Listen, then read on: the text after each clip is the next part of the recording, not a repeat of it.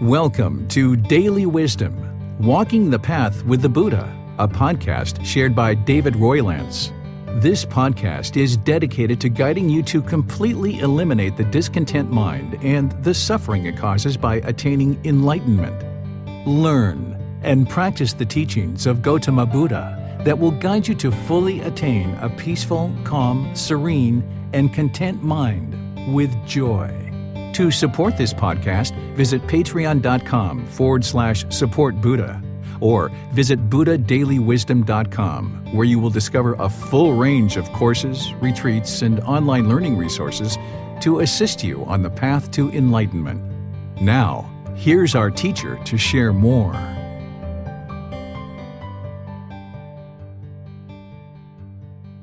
Sawadee Kap. Hello and welcome to Daily Wisdom, Walking the Path with the Buddha. Today is the unofficial restart of our group learning program, where over a 7-month period, I'm going to be walking you guys through this book, Developing a Life Practice, the Path That Leads to Enlightenment, helping you to establish a foundation in the path to enlightenment. What enlightenment is where the mind is completely peaceful, calm, serene, and content with joy. By the time you get to enlightenment, you will no longer experience any anger, sadness, frustration, irritation, annoyance, guilt, shame, fear, stress, anxiety, loneliness, boredom, shyness, resentment, jealousy. All these feelings and others are completely eliminated from the enlightened mind, and this is through training of the mind. So what the Buddha is going to be able to help you to understand is this training to do to the mind so that you can transcend all of these feelings where you no longer have to feel sad and angry and frustrated and lonely and all these other discontent feelings, because it's quite miserable to live that way. But also, by the time you get to enlightenment, you will have focus, concentration, clarity, and deep memory, where your mind will be performing optimally. Because you've purified the mind and you've uprooted certain pollutions that are in the mind, you'll notice that your personal and professional relationships are really blossoming and they're at ease. You won't even be in a bad mood any longer because the causes and conditions that produce the bad mood have been eliminated. So that's what I'm going to be sharing with you. And we have our official restart of the group learning program next week on Sunday, the 1st of June. But today we're kind of doing like an unofficial restart where I'm opening up to all of the students to be able to get to know me and understand a bit about the teacher. Because if you're going to study with someone, it's kind of nice to know a bit about that person before you actually spend the time and investment of your energy to be able to learn the teachings that that person shares. So I'm going to guide you guys in a meditation session first so that you guys can get a little bit of practice of meditation. And then afterwards, we're going to have a session where I'm basically going to turn the class over to all of you guys to ask any and all questions that you would like to ask about my past or my current life or what I'm planning for the future and all these various aspects of my life. So I'd like to welcome all of you, whether you're joining on Facebook, YouTube, or Zoom, or whether you're watching this on the replay. Welcome to everyone. And at the same time, I'd like to invite you to join for our meditation session. The way that I do the meditation is I start with some chanting to ease us into the meditation. And I'm going to be teaching you guys this chanting as part of the group learning program. About probably 2 months from now, we're going to have a 4-part series where I'm going to teach the Buddhist chanting. But up until that time, we'll just be doing the Buddhist chanting and get a chance to kind of practice it a bit. And I know some of you guys already know the chanting because you've been studying with me for a little bit, so you're more than welcome to chant along. For those of you guys that haven't learned these chants, or even for those of you guys that have, if you would like to see the chants that I'm doing, you can go to our website because you're probably online right now. You can go to buddha-dailywisdom.com. And when you go to buddha-dailywisdom.com, you click on the free books. There's a link on the top that's free books. And if you scroll down towards the bottom, you'll see the daily chanting sheet. And that's what I'm going to actually be chanting, because the chants are in the Pali language. This is the historical language of the teachings of the Buddha. And they used chanting during the lifetime of the Buddha in order to commit the teachings to memory. That every 2 weeks, his students would come together and they would recite his teachings orally, because the technology to write things down didn't exist in that region of the world. It didn't make its way to that region of the world until after the Buddha's death, or maybe right before he died, somewhere around that time, where they were able to actually document the teachings. But up until that time, the Buddha had his students reciting his teachings orally through chanting as a way to commit the teachings to memory. So you can see from the origins of chanting that there isn't anything mystical or magical here. This isn't a rite, a ritual, or a ceremony, or worship. It's not prayer or anything like that. Even when you look at the English translations that I provide, you can see that there's a lot of appreciation, gratitude, and respect for the Buddha, but you shouldn't think of this as worship or prayer or anything like that, because this was solely used as a learning device to be able to help his students commit the teachings to memory. Where nowadays we have books, we have audiobooks, videos, podcasts, things like this. We don't need to do chanting in order to be able to remember the teachings. We use it in order to ease the mind into meditation and get more benefit out of the meditation itself. And to respect somebody doesn't mean that you put yourself below them. So because when I chant, I'm showing respect to the Buddha, I'm not putting myself below him, and he doesn't consider himself above me, of course, during his life, because an enlightened being would have eliminated their ego. So these chants that we chant with all this admiration and gratitude and respect towards the Buddha, I don't think the Buddha actually created these himself, because a Buddha, an enlightened being, wouldn't go around with arrogance and pride and say, here, chant all these things to me out of respect to me. That would be arrogance and pride if somebody did that. So I'm almost certain that these chants came from his students, either during his life or after his death, because if you learn from a teacher how to move from the anger and the sadness and frustration and all those other discontent feelings to this peaceful and joyful mental state, which is a permanent mental state that your mind is always in, and this teacher just helped you out of the kindness of their heart without any expectations or wanting anything from you, you would probably have a lot of appreciation, gratitude, and respect for that teacher too.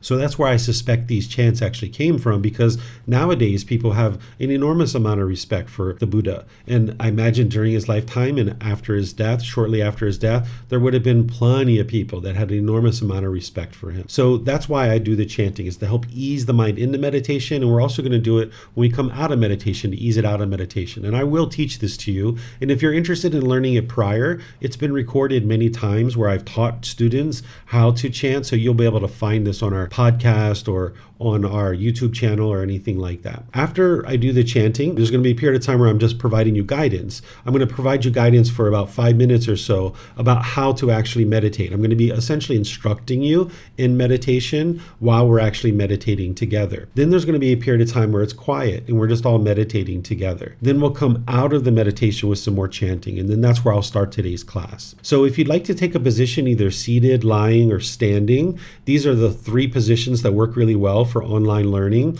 There's also a walking position that the Buddha taught, and I teach that as well in the various courses and retreats that I share. But typically when I'm teaching online, students are typically in either the seated, lying, or standing positions. The seated position is a common one, so I'll give you guys a little bit of guidance on this, that you can either sit on the floor, or you can sit on a chair or a bench or a sofa, a wheelchair, anything like this. There isn't just one certain way to actually sit, because all of our bodies are different and we're going to find different things to be comfortable. So I'll give you a little bit of guidance on the seated position just to help you get started. But don't take anything that I have to say about the seated position as there's just one way to actually sit, because I'm going to give you lots of different options and things for you to consider, because you need to find what's comfortable for you. That's what's important. Even if it's not something that I've shared, if you can find a position that's comfortable, that's what you would like to use. But I will give you some suggestions that are going to help you as you're looking for some nice, comfortable positions. If you're on the floor, sometimes people like to have cushions, or you might have pillows or something like this that you can put under your rear in order to make it softer.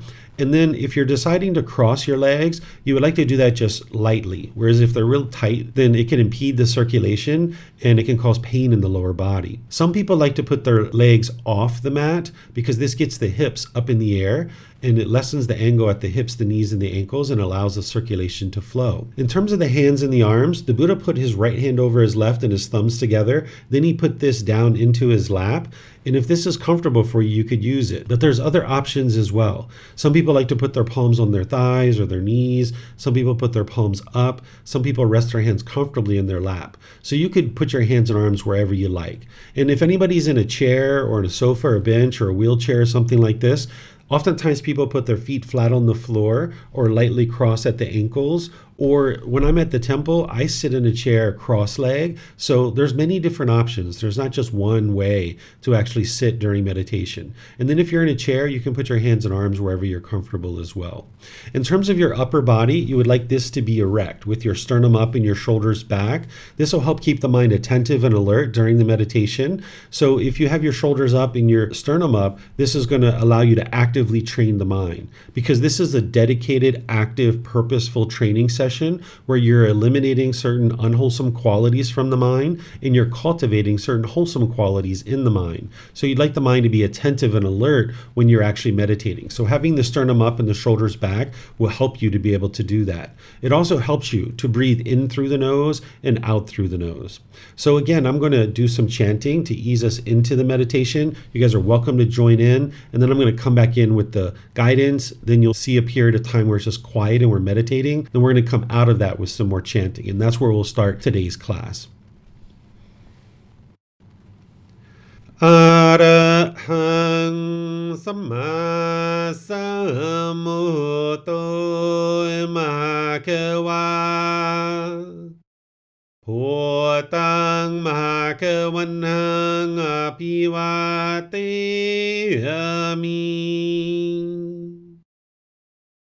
Savakato Bhagavata Tammo Dhammang Namasami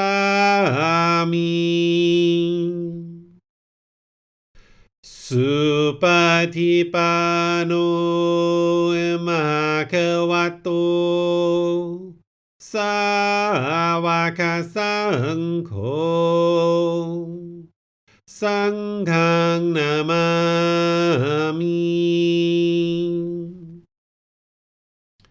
Namo Rasa Bhagavato Arahato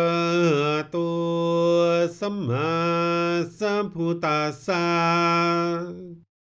Namo Rasa Bhagavato Arahato Samma Sambuddhassa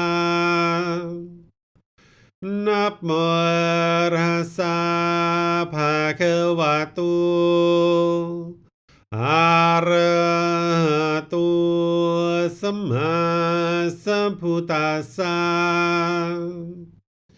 Iti Piso Bhagava Arahang Samma Sambuddho Vicacaranang Sammuno Sakato Rokavitu Anutero Purisa Dhamma Sati Satatawa Manusanang Bhoto Bhagavati.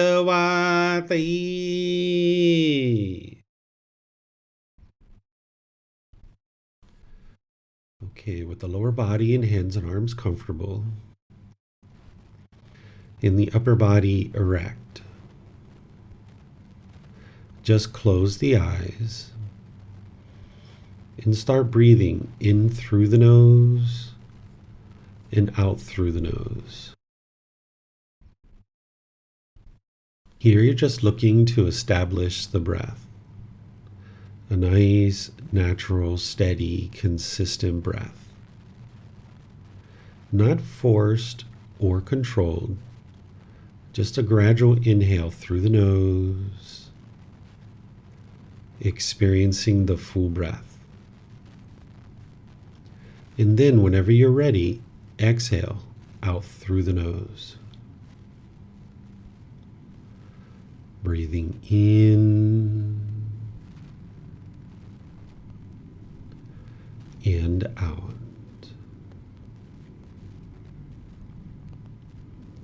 Breathing in and out.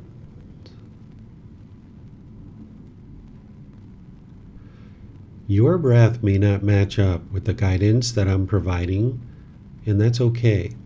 This is your practice. I'm just here for guidance. You can use this voice as a reminder that whenever you get to the next inhale, breathing gradually through the nose, developing a nice, natural, steady, consistent breath.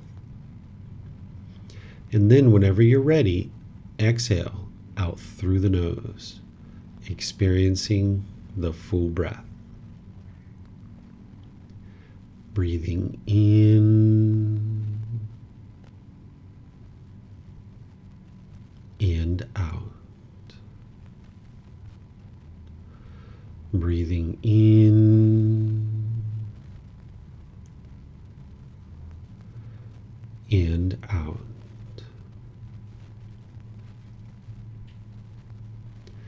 With the breath well established, start fixating the mind on the breath, either the sound of the breath coming into the nose or the sensation of air moving over the skin into the nose.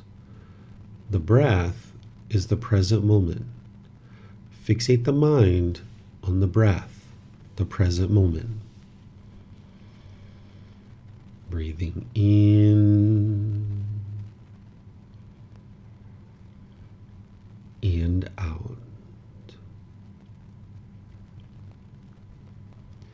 Breathing in and out. With the mind fixated on the breath, whenever you notice that the mind moves off the breath, cut that off, let it go, and come back to the breath, the present moment. No need to observe the thought, label it, judge it, analyze it, or even try to figure out where it's coming from. Whenever you notice that the mind is moved off the breath, cut that off, let it go, and come back to the breath, the present moment.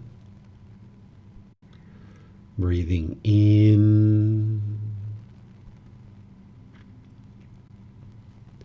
and out.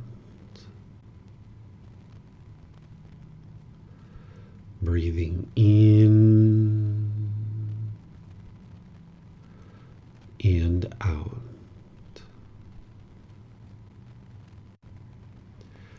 I'm going to be quiet now and let you do this work of focusing on the breath, cutting off and letting go anytime the mind moves off the breath.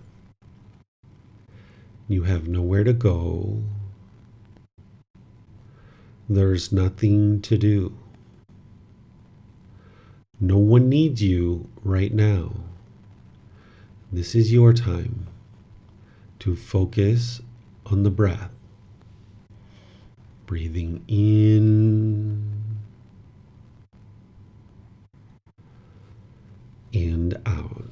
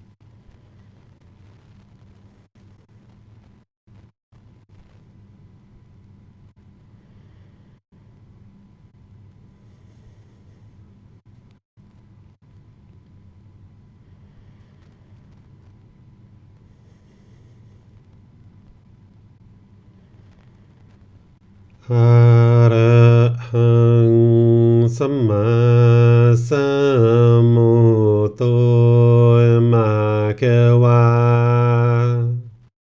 พุทธังมะคะวันนังอภิวาเทมิ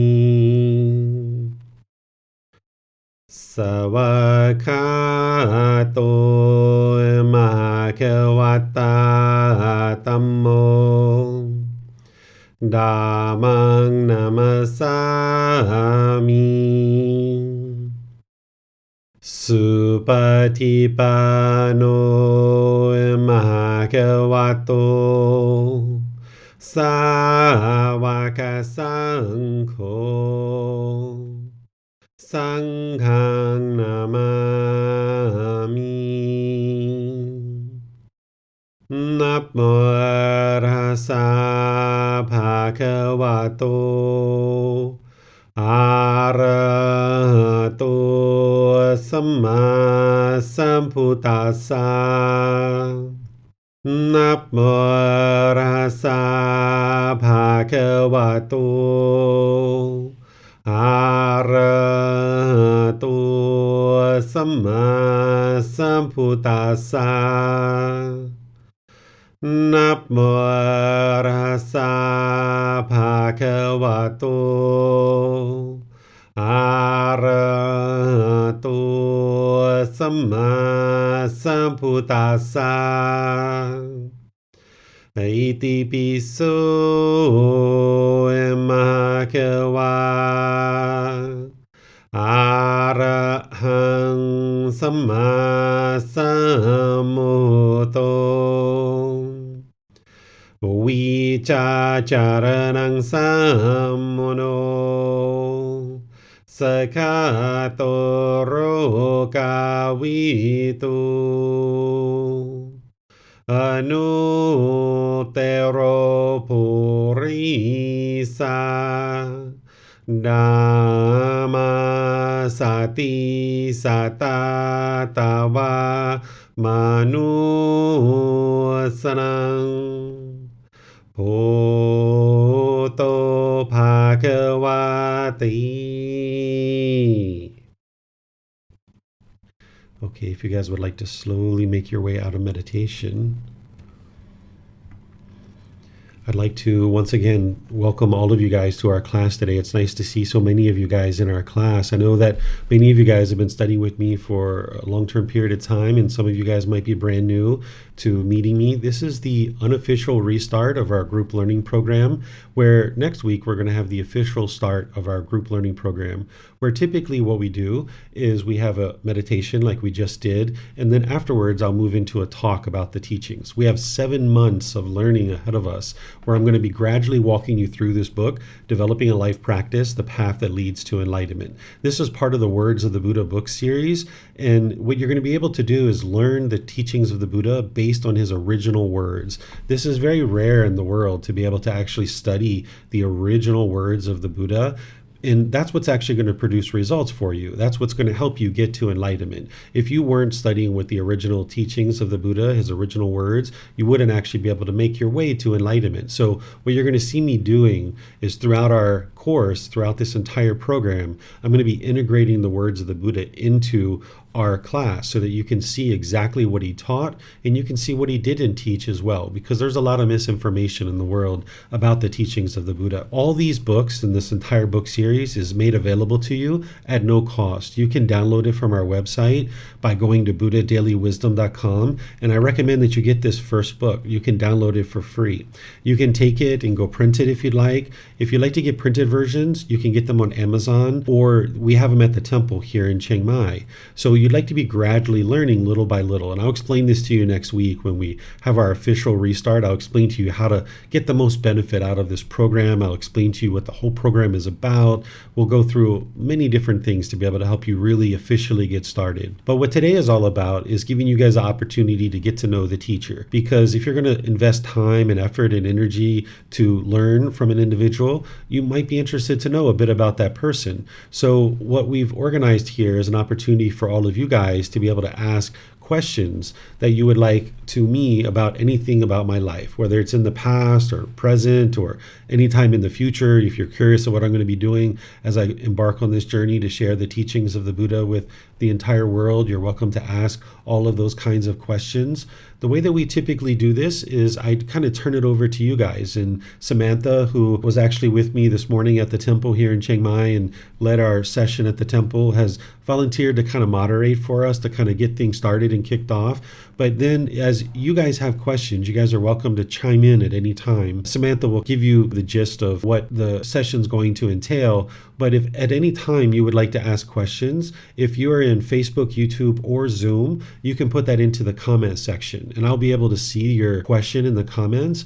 But if you're in Zoom, you have the added feature of being able to electronically raise your hand, and then you can unmute your microphone and you can ask any and all questions that you like. And Samantha will be able to see your questions in Zoom as well. So if you decide you'd like to put those into the comment section rather than raise your hand, you're welcome to do that as well. So what I'm going to do is just turn things over to Samantha and invite you guys to join in for our class and just really give you guys a nice warm welcome to the unofficial start of our group learning program here.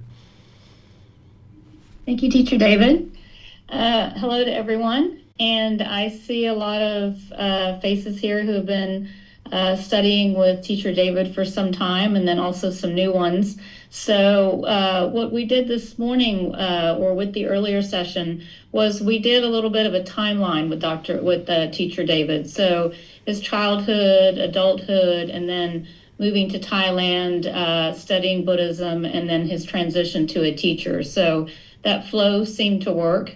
What I would like to do is maybe just start with some basic questions that everyone seemed to want answers to, and then open up to the rest of you for further questions.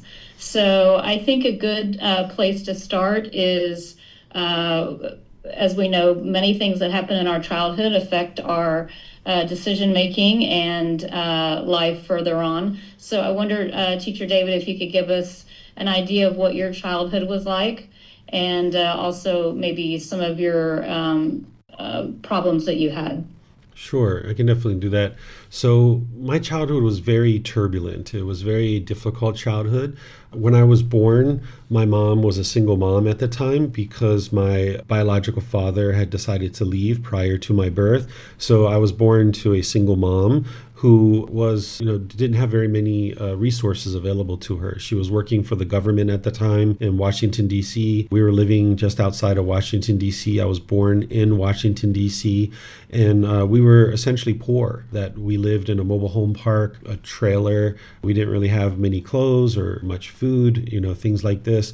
My mom basically made our clothes. My grandparents helped us with some of the financial things. But over time, she ended up meeting a man who became my stepfather. That's where my last name comes from, Roylance. This individual adopted myself and my sister, and my name was changed to his name. I was adopted at the age of 8, and he became my stepfather. Growing up, it was very turbulent. There was a lot of abuse in the home, physical abuse and otherwise. There was all that going on in our home, a lot of hostility, a lot of bitterness, a lot of fear. As I grew up, I didn't really have much guidance. My mom and my stepfather really didn't get involved with my life whatsoever. I was kind of left to my own devices. Where I really kind of looked for mentorship and guidance was my grandmother and my grandfather, who I would oftentimes spend a lot of time with, like on the summer breaks and stuff like that, and over holidays and weekends. I would go to my grandparents' house, and that was kind of like my safety, my refuge, because they didn't beat me and they didn't abuse me. So that was the place where I went to be around people that I felt was caring and loving and kind. At home, it was just always a bunch of turbulence.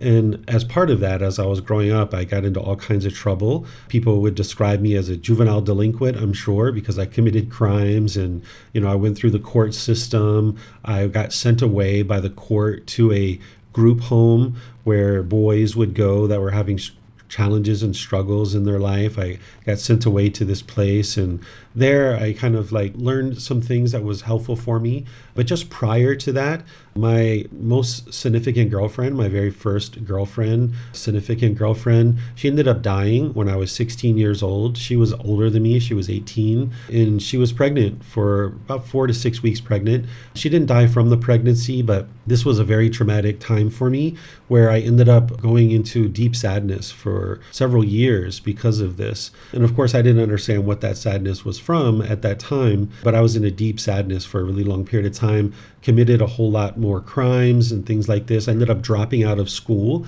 The last grade that I completed was 8th grade. I never completed 9th grade because I just couldn't continue to go to school. It just wasn't something I was interested in. And I ended up getting sent away to this group home. And there I ended up getting my GED, which is like a graduate diploma for high school.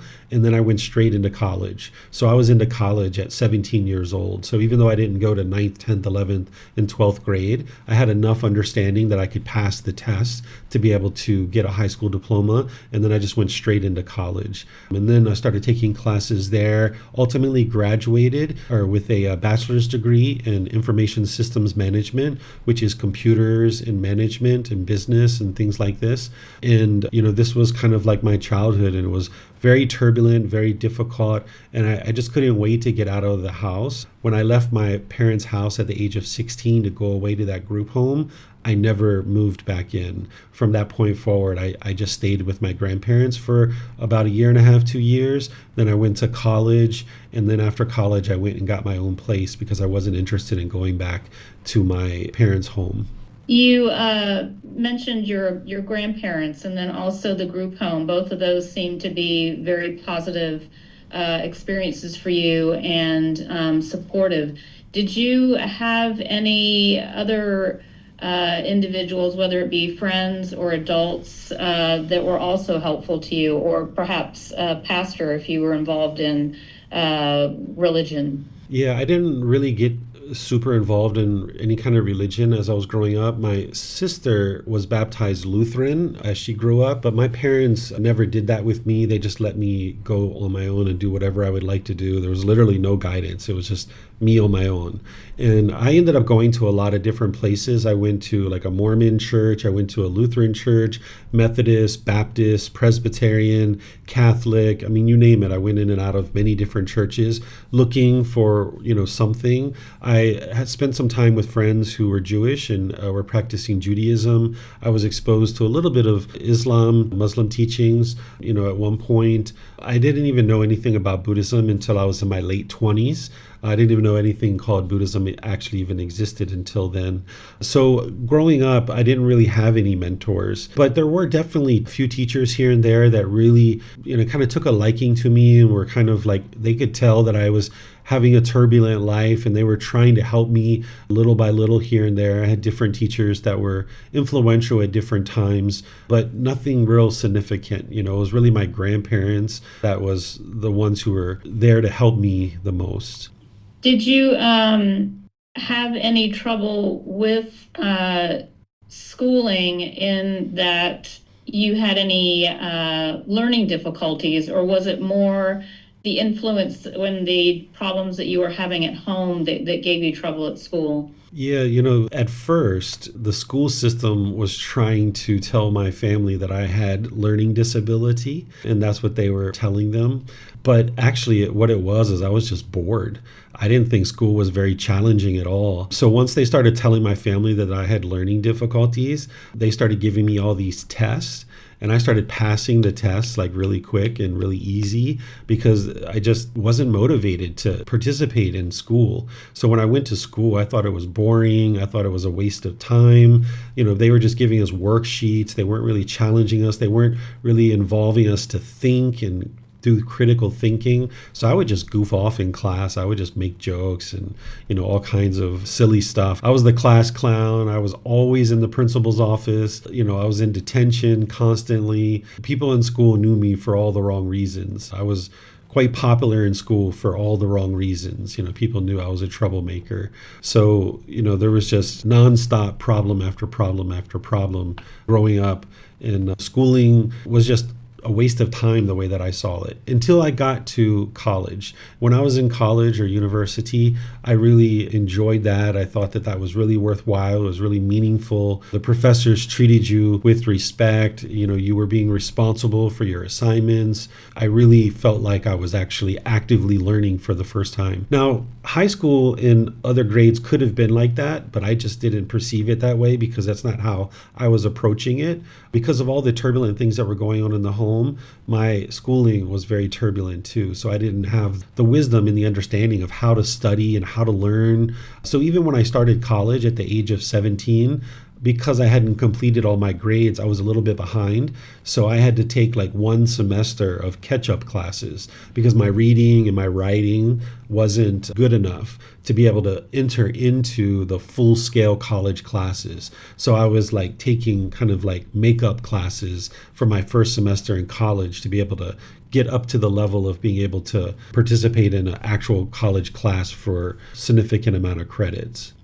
So college seems to have been a bit of a turning point for you as far as feeling maybe a little more in control of your life and things going a little bit more your way. You've alluded to in the past starting to form better friendships at that time with different types of people. Can you tell us a little bit about that? Sure. So, college was outstanding for me because I felt like I was responsible for my own destiny and where I was headed. Where as a child living at home, you're bombarded with things from your parents and the other people around you, where I felt like I had kind of broken out of my shell when I got to college because I was living on campus about 2.5, 3 hours away from home. So I was able to just kind of plot my own course in life, where prior to that, I felt like I was being bombarded by what everybody else wanted me to do. But by the time I got to college, I was able to pick my own classes. I was able to make my own schedule. I was able to do so many things. I had my own transportation, and I was really kind of coming out of my shell at that point. And what really helped with that is that at the age of 17, I started spending time around Asian people without really making kind of like a concerted effort. Looking back, what I started doing is spending time with a lot of people from Asia. I was spending time with Filipinos and Indonesian people, Chinese people, Vietnamese, Korean, you name it. Any Asian country, it just happened that I started spending time with these people. And it really opened my eyes up to things that I hadn't seen before, where my home was very turbulent, a lot of hostility and aggression, a lot of bitterness and yelling and hollering and screaming. When I spent time with my friends who were Asian, they were very polite, very respectful to their parents. They were working as a family unit to accomplish a certain goal as a family. And this was like really different for me. Like I hadn't seen that before. Like in our home, it was everybody was fighting each other. I mean, literally physically, verbally, and so forth. It was just lots of fighting. And I didn't see that in the Asian households. And I was more and more interested in that. So I just ended up getting into the Asian community and started spending more and more time with Asian people. And I like I said, I didn't make a concerted effort. I wasn't like shunning people that were of other ethnicities. It's just that I gravitated towards the people that were doing positive and wholesome things and things that I aspired for.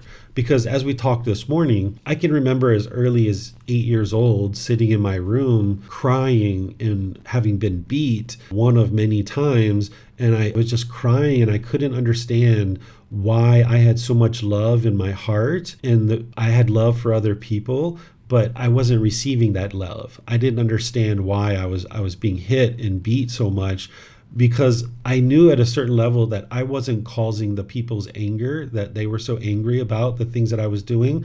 I knew at a certain level that it wasn't me that was causing their anger, but I didn't understand the wisdom behind it. But I had all this love in my heart and I was interested in sharing that with people, but my family wasn't capable of receiving that love. And I didn't understand why I was getting bombarded with all this hostility and bitterness and harshness. So when I started spending time around Asian people, they appreciated the care that I had for them as human beings. And then I saw that care and that love coming back to me as well in the way that they treated me as well. So I started spending time with a lot of Asian people. And even when I got into college, I was still spending time with Asian people as well. And I had a girlfriend, a long-term girlfriend from Indonesia that we were together for 8 years, and she lived in the US.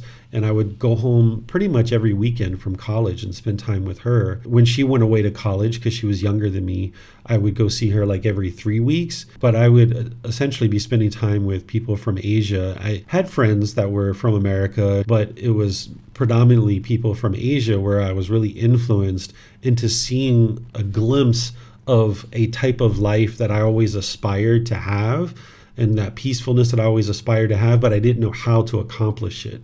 But I saw it, kind of a glimmer of it, in the homes that I was spending time with my friends.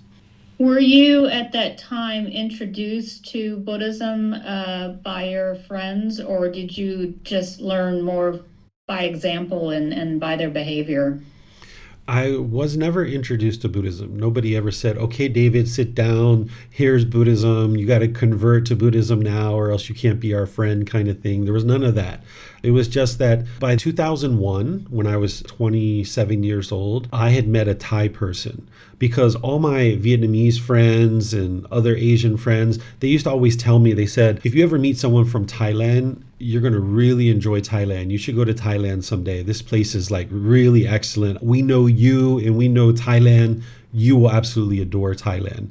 At that time, I didn't even know what Thailand was. I thought they were mispronouncing Taiwan. So I was like, do you mean Taiwan? Like, what are you talking about? They're like, no, Thailand. Like, you should check out Thailand. You're going to really like that place. And I didn't even know what they were talking about.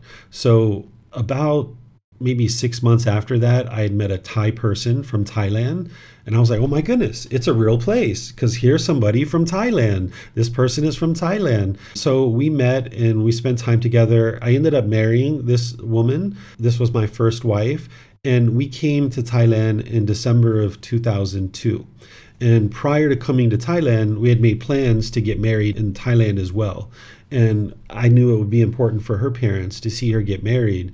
So I suggested to her that we get married in the US, and then we go to Thailand and get married as well. So she liked that plan. And when we were preparing for the wedding, I didn't know anything about what a Thai wedding was like at that time. So, she was like, oh yeah, there's going to be some Buddhist monks there.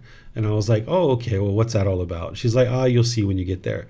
So like, I really didn't know. And that was my first kind of exposure to Buddhism, is sitting in the middle of a village that hadn't seen a white person for 20 years. Literally, when I walked through the village, they were like touching my hand and running their hands through my hair. They were like looking at me, like a celebrity or something. They wanted to touch me and be near me because they hadn't seen a white person in that village for like 20 years.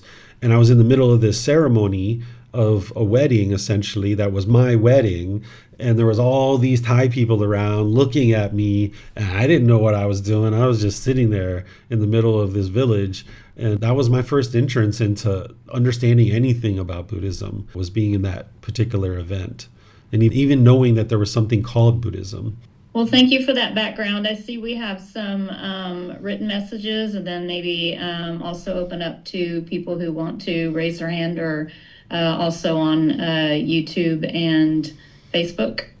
Sure. Should I go ahead and read this question here, or would you like to do that, Samantha? I can do it. Okay.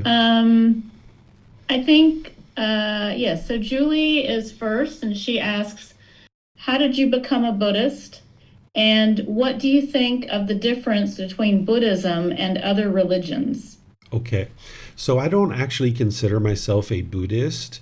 And this may come as a surprise to some people. The Buddha wasn't Buddhist either, right? That's a term that came much later. So one of the things that the Buddha teaches is to drop all these labels, that there are certain labels that the mind adopts, like I am Buddhist, or I am American, or any of this I am around your culture, your ethnicity, your sexual orientation, your nationality, your job or occupation. You guys are going to learn about this in about 2 weeks from now, when I teach you the universal truth of non-self. So I actually don't consider myself a Buddhist. And I suggest that you don't either, that what you're doing is you're embarking on this journey to gain wisdom about the path to enlightenment, to gain wisdom about these natural laws. And you're studying the words of the Buddha to be able to do that, but you don't have to adopt this label of I am Buddhist.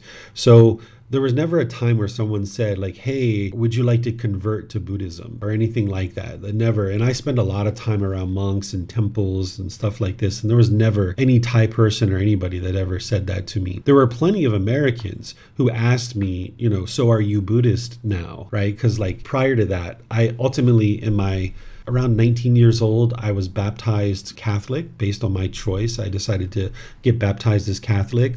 And people kind of understood that David probably had a Christian background from living in America.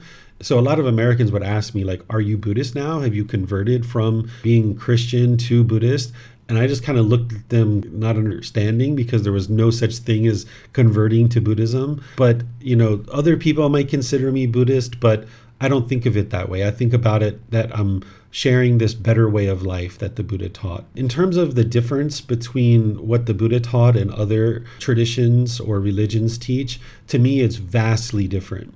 When I went into the various churches and places that I visited, what I heard a lot about was belief, that there was a lot of belief. And there was even some places that I would go to and be considering whether to join this congregation or not. They would sit me down in a church pew and they would say, these are all the things that we believe. And they would list them all out. And they would say, if you believe in these things too, you can join us. And you're going to need to do all these things like right now. And I was like, whoa, right? So there was like all these beliefs.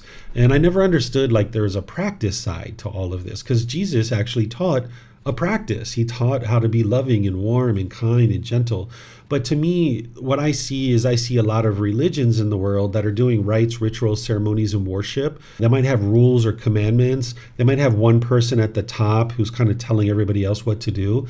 And if that's the way you consider religion, the teachings of the Buddha aren't a religion, because there isn't one person at the top. There aren't any rules or commandments. There isn't any rites, rituals, ceremonies, and worship. And even though if you've seen these things attributed to the Buddha, those aren't actually the Buddha's teachings. And by the time you dive into his teachings, you'll be able to see that. So while I have exposure to all the different flavors of Christianity, while I've had some exposure to Hinduism, some exposure to Judaism, some exposure to Islam teachings, Muslim teachings, I wouldn't say that I know any of those things in depth. I know Christian teachings probably much better than Hindu and Muslim teachings, but when I look at the teachings of the Buddha, I don't think there's anything out there that's even remotely similar, including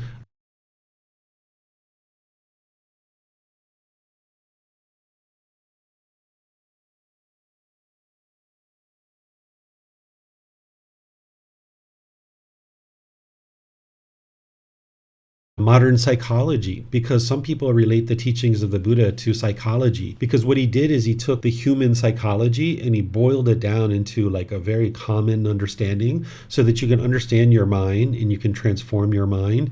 And the unique thing about the teachings of the Buddha is that you're learning, examining, and investigating his teachings now in this life. You are reflecting on those teachings now to independently verify them, and you're practicing them now. And because of that, you see the results now, where mostly what you see in the world is believe, believe, believe, believe, believe, and then hope something good happens when you die.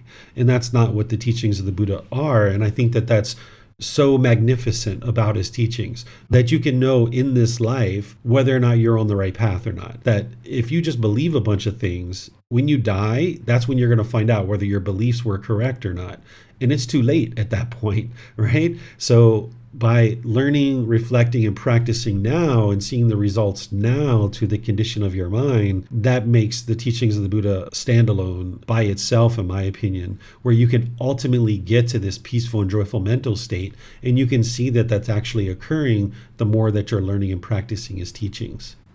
Alberto writes, Martha is asking, Teacher David, why do you think you were born into a dysfunctional family? This is my karma from my previous lives.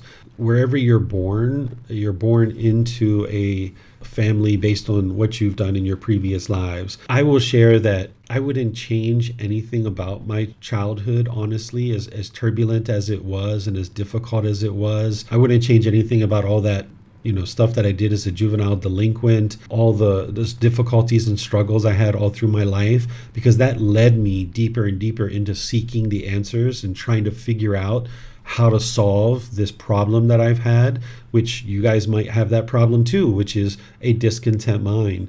had it not been for all those difficulties and struggles, I wouldn't have the direct experience that I have now to be able to relate to so many people and the struggles and challenges that they experience on a day-to-day basis. And I would say that the first 45 years of my life was like research to be able to do what I'm doing now, because I know that I'm going to be doing this for the rest of my life. And had it not been for all those mistakes and missteps that I made, and being able to see the actual natural law of Dhamma really tangibly up close and personal, I wouldn't be able to describe it in such detail that I see it today. So even though the family that I was born into was from my Dhamma, or the results of my decisions from my previous lives, and it was very turbulent, that was exactly what I needed to be able to do what I'm doing today and be able to experience what I'm experiencing today. Chu N says, hello, Teacher David. What is your experience letting go of the first fetter, sensual pleasure? I think you mentioned about sexual contact being your strongest in the morning session. Mine is in materialism, like chasing for luxurious holidays, alcohol, delicious food, buying branded products, and living a luxurious lifestyle in general. Was there anything in particular that happened in your years of practicing Buddhism, or was it just that you concluded that the chasing such material enjoyment is never permanent and the next downturn is just around the corner? You then simply stop chasing or craving for such things and be interested in the permanent joy that is non-conditioned? Sure. So when I came to Thailand the first time in 2027, by that time I had a decent amount of money. I wasn't rich by any means of the imagination. I still am not rich. That's not my goal in this life. But I had a decent amount of money. I had property. I had investments. At that time I was already driving a BMW. I had some decent lifestyle. Even when I graduated college and I started working, I was living the lifestyle of about $300,000-$500,000 a year, because I was working for a computer software company that basically was lavishing us with all kinds of expense accounts and ability to buy things and live a very luxurious lifestyle. So I had experienced all that luxury by the time I had gotten to Thailand in 2002. And everything that I was always taught was that wealth and these material objects was going to lead to happiness. So that's what I was chasing early in my life. But when I got here to Thailand, I noticed that the Thai people were not having those same things that I had, but they had something I didn't have. They had peacefulness, they had joy, they had happiness. I had all the material objects, but I didn't have the happiness and the peace and the joy. They didn't have the material objects, because the place that I was at, the village that I was at, like the places that I was staying, they didn't even have air conditioning. It was just like a little shack with like boards. Like the mosquitoes were coming in, and it was an open house, and there was dirt roads, and people were just living in little shacks, essentially is what we would call them. But when I went around the village, like people were just so happy. They were smiling, they were polite, they were respectful, they were helping each other. And this like boggled my mind. Like I didn't understand it. I was like, these people have next to nothing and they're so happy and peaceful, and I've got all this material wealth and I'm not happy. Like what gives? Like why is this? So I became very intrigued with Thai people and why it is that they function the way they do. And I went on this journey to try to figure this out. And that took me into Thai massage and opening my own business and teaching Thai massage and dabbling in Buddhism and all these things. It took me about 16 years to figure it out. But I realized that it was because of Buddhism. That the way Thailand works is like the leaves on the tree are like the food, the fabrics, the music, the dancing, all the different things you see, the Thai massage. There's all these leaves that are kind of attracting people to Thailand. But then when you follow the branches down to the trunk of the tree, that's like the Thai culture, and it's a unique blend of certain cultural things. But then when you look deeper into the roots of this tree, it all goes back to Buddhism.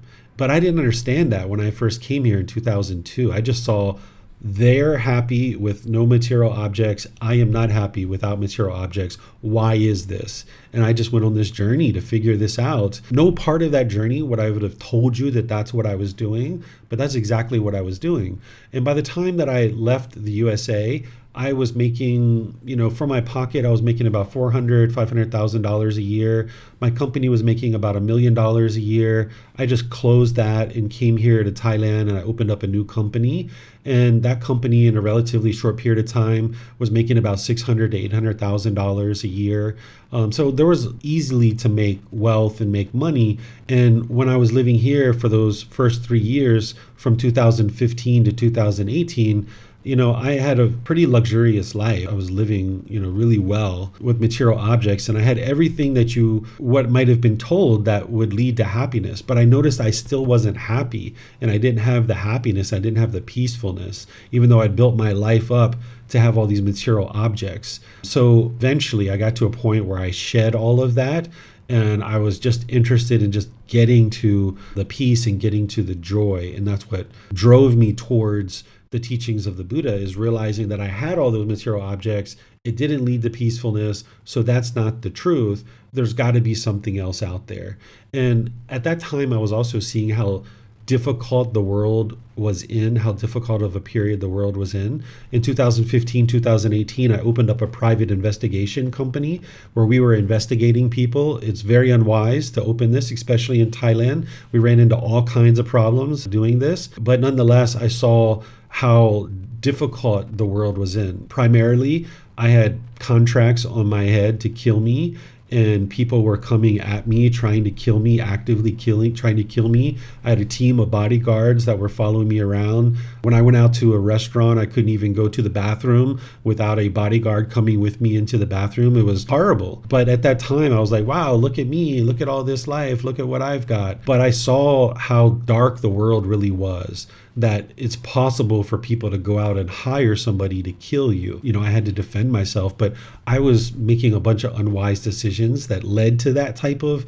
actions happening to me in my life. But once I saw how difficult the world was and how difficult my life had become, I was interested in getting away from that life and cleaning up the decisions that I was making. And that's what really drove me towards creating a better way of life for myself. So I think the next question from Chris kind of leads into what you were saying. So he asks, how did you begin engaging with the Buddha's teaching, and did this change over time? Yeah, so I started when I was teaching Thai massage, because when I came here to Thailand, the first time in 2002, I didn't have any exposure to Buddhism other than just kind of like seeing it around and participating in ceremonies and stuff, which aren't actually the teachings of the Buddha anyway. But I just kind of got exposure to the Thai people. And, I brought this Thai massage back to the USA. And within a short period of time, people started asking me to teach Thai massage because there wasn't really anybody doing it much. And just because I'd been doing it for even 6 months, people started like, hey, teach us. So it took me about 2 years to decide to actually teach. But when I decided to start teaching Thai massage, I knew enough that Thai massage, I couldn't just rip it out of Thailand and just teach it as a modality and as body work. So rather than just teach the modality and the manual, manipulation of the body work for Thai massage, I would teach Thai massage, Thai culture, and Buddhism together, so that the students were signing up for a Thai massage class, but they were getting all this education on Thai culture and Thai Buddhism, which is where, the Thai massage kind of spawned out of. So I had to dabble with Buddhism in order to be able to just put together a few things for the students to be able to learn. I wasn't teaching the path to enlightenment, but I was just kind of teaching a little bit about Buddhism. And the more that I was teaching Thai massage and Buddhism, the more curious the students were about Buddhism, and they kept asking more and more questions about Buddhism. And it drove me deeper and deeper to be able to understand it. And I was more and more interested in it too. I started getting bored of teaching Thai massage because it was like the same thing. It was just demonstrating massage, and it wasn't really solving people's real problem. It was helping them with their body, but if they weren't working on their mind, they weren't actually solving the underlying problem. Because there could be somebody that comes to me with all kinds of problems with their body. I could fix it over a number of months or weeks, and then they would go away, and then they would come back 3 months later, 6 months later with the exact same problem because they hadn't solved the problem in their mind, because their mind was what was driving them to use the body in that particular way. So it was gradual, Chris, that I gradually kind of moved deeper and deeper into Buddhism. But it was when I moved to Thailand that's where like the eyes really opened up, because even though I was in the USA, I was living a very Thai life. About half of my employees were Thai. I was around Thai things. I was teaching Thai things. I was eating Thai food. I had my Thai wife. I was around monks all the time. They were coming to see me. I was living a very Thai lifestyle from America. But living in Thailand and being surrounded by Thai people was very different than living in the USA, kind of dabbling in this stuff. So gradually I started learning. But by the year 2018, that's where I felt like, okay, I understand this, and now I need to figure out a way to bring it to the world. I felt like I had rediscovered the teachings of the Buddha. It was like discovering the cure to cancer, and I was interested in getting it in anybody's hands that was interested in learning about it. So I started trying to figure out ways of getting these teachings into people's hands. And in 2018, that's where I really started to put the pen to paper, so to speak, and started writing books and having some classes and stuff like that. That was solely about Buddhism. Okay, Teacher David, we have a couple of raised hands in Zoom. I think Marcy's been waiting. Thank you, Samantha. Thank you, Teacher David. It's lovely to see everyone today. Teacher David, in that moment when you decided, from the perpetuated questions from your students about Buddhism, and you decided, okay, I'm going to dig into this and I'm going to do this, did you have anyone that guided you? Did you have anyone that kind of showed you, some of the teachings? No, by that time I was living in Thailand, and there isn't anybody here that knows the teachings of the Buddha close enough and can speak English that was able to guide me. And I knew that I could figure this out by myself because of the memories that I had from previous lives to be able to apply, and then also the memories I had from this life to be able to apply in order to be able to train my mind. So what I had actually these books.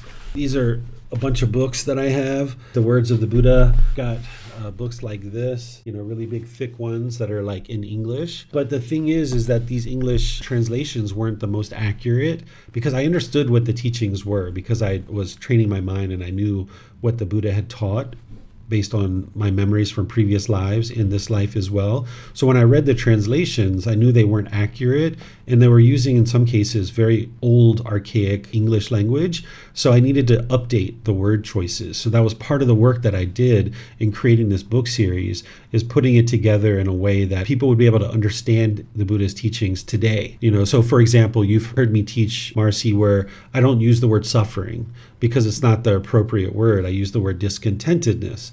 And there's a whole bunch of other words like that. There was probably like 150 to 200 different words that I could see that people were misunderstanding what the Buddha taught. And in some cases, some of these books, they have multiple translators. So one translator was using one word, another translator was using another word, and different translators were using different words. And it didn't read as all one body of work. So it was very confusing for somebody to sit down and actually understand. My initial students, some of the people who were learning with me initially, they were actually retired English teachers, and they had taught English their entire career. And when I shared some of these books with them, even they were having difficulties to understand what the Buddha was teaching in these books. So when I started to decide to update it, the teachings of the Buddha were my teacher, right? The Buddha was my teacher, essentially, but he wasn't alive during this life, but I understood enough of the teachings that I was able to train my mind with what I had understood from this life and previous lives. So basically the way you confirmed the understanding of the teachings was by training your own mind to what you understood the teachings to be. Yeah, there was a point in time in 2018 where it was like a light switch had flipped. It was August 10th of 2018, and it was like somebody had flipped a switch in my mind.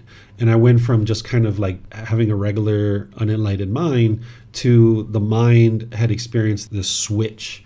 there was like this magical switch that happened in my mind. And for about a week or two, I actually thought I was enlightened at that time because everything was so peaceful, everything was so joyful, everything was so bright and cheerful and wonderful. But that actually slowly faded away, and I ended up having a mind that was highly discontent, with no reprieve whatsoever. Where what you guys experience is you guys experience getting angry and frustrated, but then it kind of goes away, right? And then you get, annoyed and lonely, and then it kind of goes away. Where my mind had like every single day, every single moment, from the time I woke up until the time I went to sleep, my mind was highly discontent. And I needed to find a solution of how to fix it.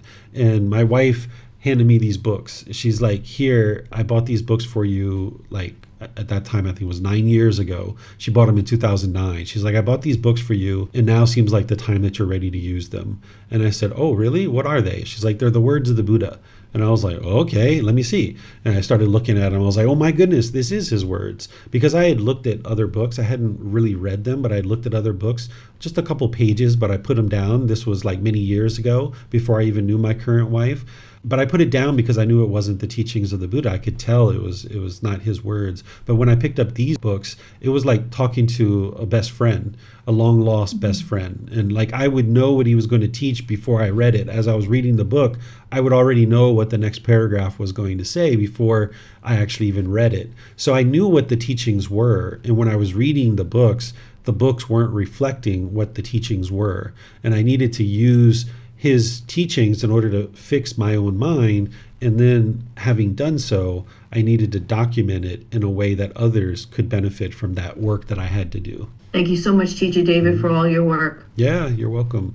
I think Ted has a question. Hi, it's Kristen. Thank you, Teacher David. My question was also Marcy's, like, did you have a teacher, and how did you come to meet? But was there anyone that had sort of, once you got on the path and studied the words of the Buddha, was there anyone that you worked with to kind of help you discern some of what you were learning and experiencing, or was it just the readings? And so that's one question.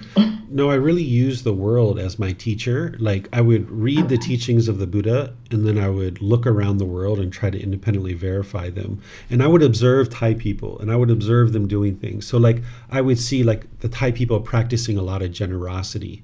And I would be like, man, why are they practicing generosity so much? How does this fit in to the teachings of the Buddha? What is this about?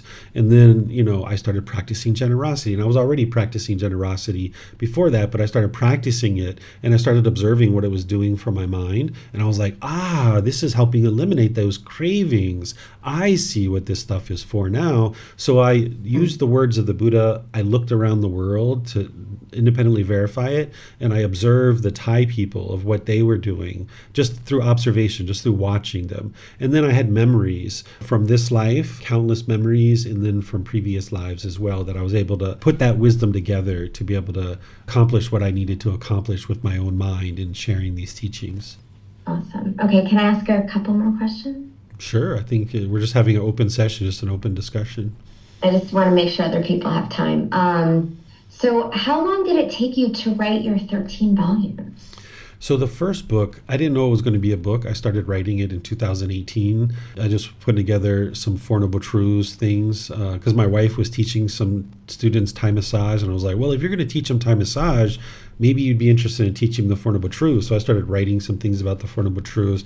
It's created a book. I don't have it around anymore. It was the first book. And I used that book for about 1.5 years, 2 years. And that was like my preliminary book that I used just to kind of feel out how to explain the teachings to the students.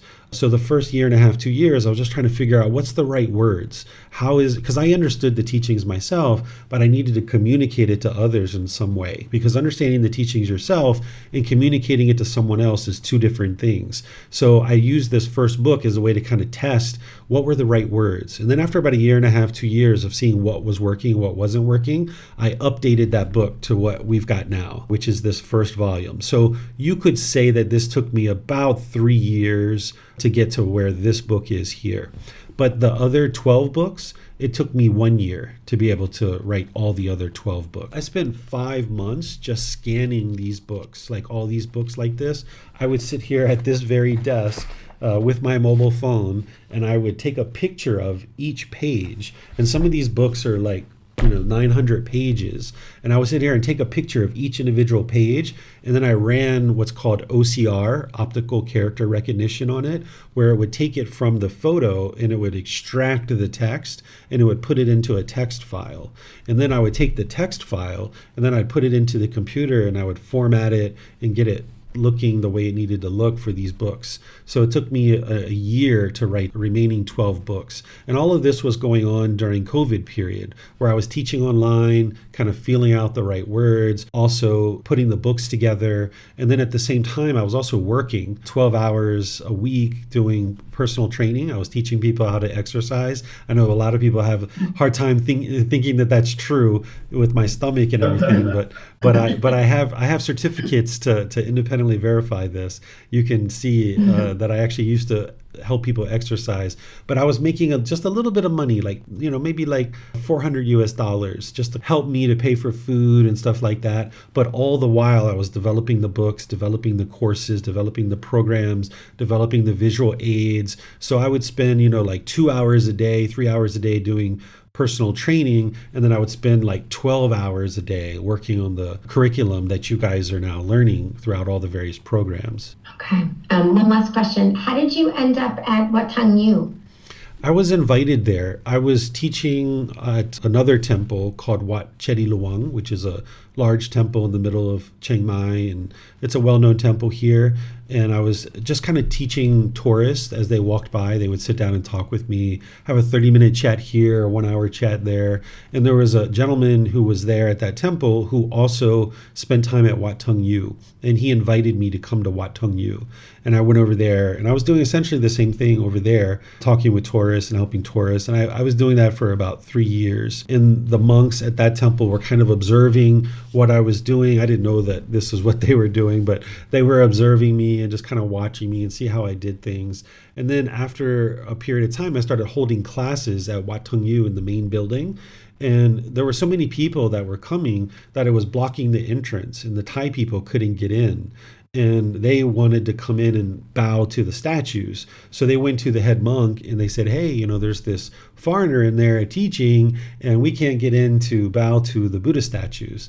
So the head monk asked me to move to a different building. And we moved to a different building, and on the first day of classes, we outgrew that building. And I went to him with my wife and my son, and I said, hey, thank you so much for this new building, and I really appreciate this. And, I see the fans aren't working. I would like to hire somebody to fix the fans and stuff like this. Would you be okay with that? And he's like, yeah, sure, you can fix the fans. And I said, well, just so you know, we've actually already outgrown that building. I might need to come back to you and get another place. If you have a different place for me to teach, that'd be wonderful, because we've already outgrown this one. And he said, oh, I have a place for you right now. And I was like, well, I wasn't going to ask you now, but if you would like to show it to me now, like, sure, I'll take a look. So we went and took a look, and that's the classroom that we teach in now. But of course, it didn't look the way it looks now, that it was really run down and old and beat up. But students have contributed to revitalizing and remodeling that space. So now we've got a really beautiful classroom. But it was all by invitation. And, by me practicing the teachings, the Thai people feel very comfortable having me around, because I can navigate their culture effortlessly, because I've been around Asian people for the last 33 years. The last 33 years I've been around Asian people, and I've been around Thai people for over 22, 23 years. So I'm very comfortable around Thai people and Asian people, and foreigners too, Americans, anybody. I'm comfortable around everybody, but I can navigate Thai society very easily because I understand their language and their culture and their traditions and all these things. Thank you. Mm-hmm. And thank you for teaching all of us. You changed my life. Thank you. Yeah, you're welcome. Pleased to help you. Teacher David, we still have hands in Zoom, as well as some written questions. I didn't know if you needed to take a peek online at YouTube and Facebook, or if you want to continue on with Zoom. Yeah, we do have a bunch coming in on YouTube and Facebook as well. I can read these if you like. I can't see them. Okay. So Rob is saying, "Hi, David. Sorry I can't get on video to ask these questions as I'm currently rooming with my in-laws. But here are some I have. You mentioned in a previous interview that when you traveled alone to Thailand, you saw the bad side of it. What did you mean by this? Do you happen to have any other stories?" Oh, okay. So the bad side, when I first came to Thailand and all the way up until 2015, I never saw the dark side of Thailand. I had only ever saw the wonderful side of Thailand because that's all my wife ever exposed me to, and that's all I ever saw. But in 2015, me and my wife separated for a period of time, and I went away from her for a couple of years, and I saw the dark side of Thailand. And I was very surprised by this because I didn't think that Thailand had a dark side. But of course, everywhere has a dark side. I just didn't understand it. So I dabbled in this dark side through the company that I created that was a private investigation company. The mafia was coming around. We were in and out of bars and strip clubs and you name it, you can imagine what a private investigator is going to go through. We were doing all kinds of things, the sex trade and all that kind of stuff. You're asking more here. You said, do you happen to have any other stories that reinforce your belief that God exists besides the butterfly one with your wife? I don't actually believe in God at all. I know that this being exists with 100% certainty because this being showed up in my life multiple times, showing me different things to confirm his existence. And as you know, you might have heard me share that the teachings of the Buddha aren't based on God. God's not a central focal point in his teachings because you can get to enlightenment with a relationship with God or without one. You're not required to have a relationship with God. But I know that this being exists from that butterfly story that I share with you and countless other things. One time I was at a temple and there was a picture of the Buddha on the wall, the one that I use, and I was sitting in a chair and it was like these two beams of light came out from the eyes of the Buddha and hit me in my eyes, and it pushed me back in the chair, and it was like balancing on the two back legs of the chair, and I was just kind of balancing there as these rays were shooting into my eyes. One time I was here in the village and there was two gentlemen who moved in across the street, and we were chatting, and I was getting ready to say something that was very unwise and very unwholesome, and God took my lips and he squeezed them tight and he pushed my head around and kind of like spun me around.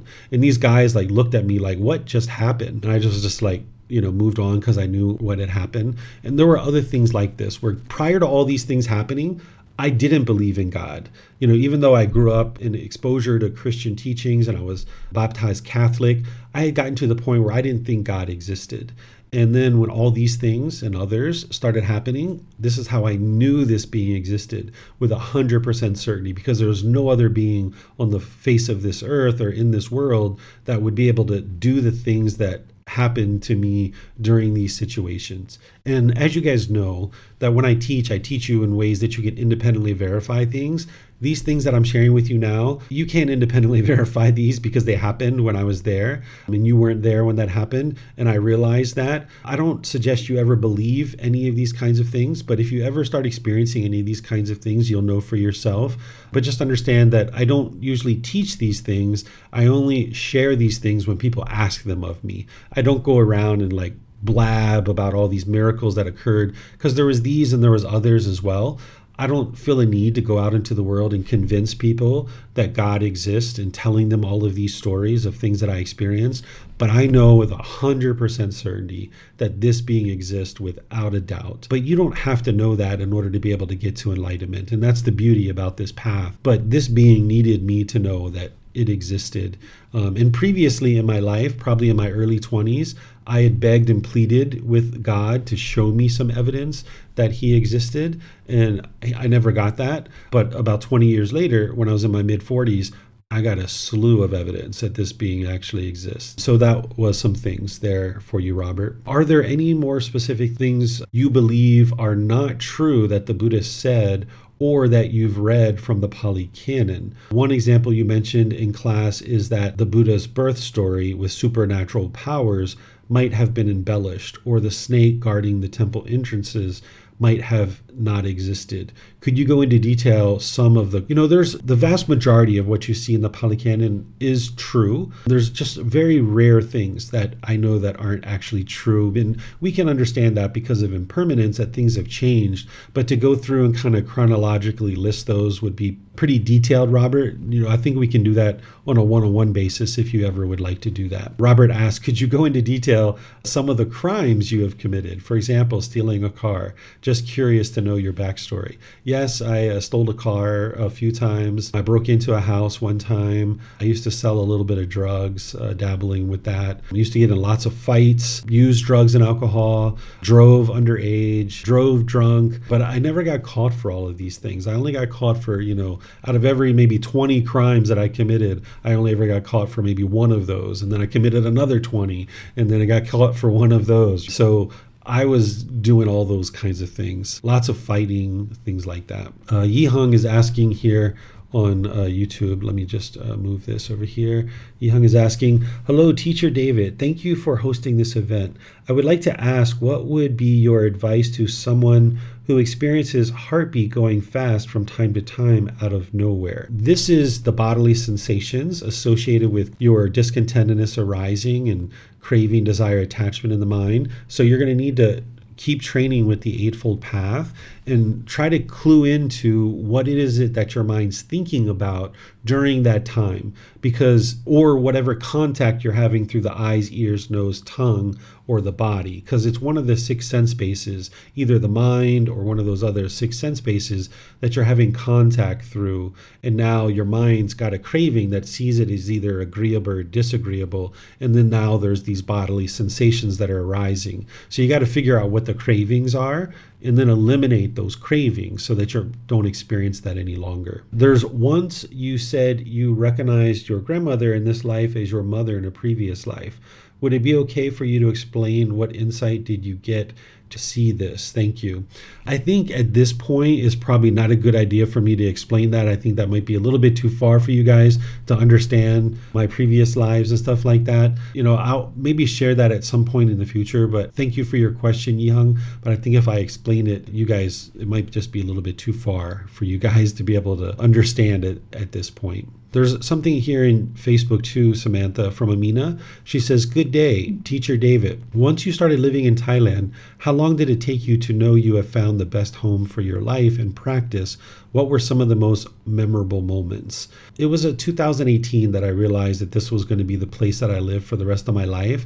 When I first moved here in 2015, not too long after that, somebody asked me, why did you move to Thailand? And I said, I moved here to die. And that person said, well, that's probably exactly what you're going to do then, is die.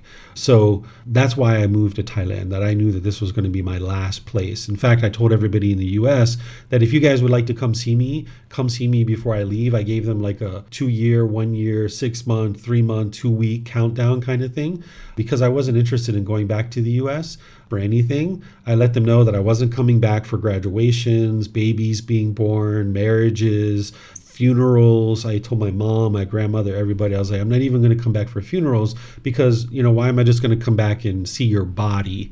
I can see you now before I leave. I don't need to come back to see your body, because I was going back and forth about 3 to 5 times a year between the US and Thailand. And I was tired of doing that. And I was interested in just getting here and being here. So that's what I decided to do. Some of the most memorable moments in Thailand, there's just so many that, I can't even fathom to think. I mean, just learning so many things about Thailand and the Thai people, and the dark side of Thailand was very eye-opening. Understanding how Thai people do things, understanding things like sometimes people are confused. They'll see like, well, if Thailand's such a Buddhist country, why is like the sexual trade so predominant in the country? The way Thai people do things is they understand like, hey, legally, we're going to make this illegal, where like the sex trade is illegal. But we understand that people have cravings and they want to maybe have sex. And rather than someone going out and raping someone, why don't we let this kind of fly under the radar and kind of have this like unwholesome thing over here on the side to allow people, whoever would like to dip their toe into that stuff, it's there for them if they would like to do it. And if they do it, they're going to experience the unwholesome results because of it.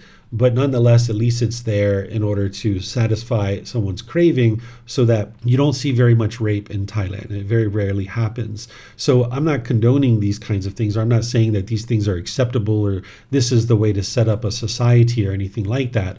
But coming to understand that Thailand does things very differently than the rest of the world, where some people are very judgmental of the Thai people. I have nothing but a high degree of appreciation, gratitude, and respect for them. So whenever I see anything going on in their society, I know that there's a reason why. And there's got to be some kind of underlying loving kindness or compassion or something about craving, desire, attachment. So I kind of peer into it and look at it through that window. So for example, abortion is illegal here in Thailand. But if you would like to get a termination of your pregnancy, there's places you can go to get one, right? So they have it set up that way, in my opinion, intentionally, so that it kind of says, this is how we feel about these things, and this is the way we think our society should be set up. But nonetheless, we know that there's going to be people that need these things, so let's make them available for people. So, learning all these different things about Thailand and Thai society, and getting to the point where realizing that the Buddha actually lived and he was a real being, and this enlightenment is a real thing. That was really, eye-opening for me, because, you grow up Christian in a Christian country, and a lot of people are just kind of believing whether Jesus lived or not. They don't actually know. And to be able to have tangible proof that this individual lived and actually be able to experience the quality of mind that he was talking about, this is going to be really eye-opening for you to be able to see these kinds of things. And that's everything, Samantha, that I'm seeing here. Okay. Alicia has a question. She's had her hand up patiently for a while. Hi, Teacher David. Hello. It's really nice to meet you again after 1 year. And yeah, as I mentioned before, I've stayed in Thailand for 1 year, and I've learned Buddhism with Teacher David for 3 months. And at that time, I really feel super peaceful and calm. I found a lot of things came from craving, desire, attachment. And I really understand that I don't need that much fame or money or a big title to feel happy. But after I left Thailand a year ago, I back to China and then to some other countries. And right now I'm in Belgium doing my master's. Honestly, I don't really enjoy it because I'm not the type of person who enjoy doing research. The reason why I'm doing this is because probably doing a master will open more doors in the future. Probably I'm gonna work in a university or start my business. So a diploma might help probably. So this is the reason why I'm doing this.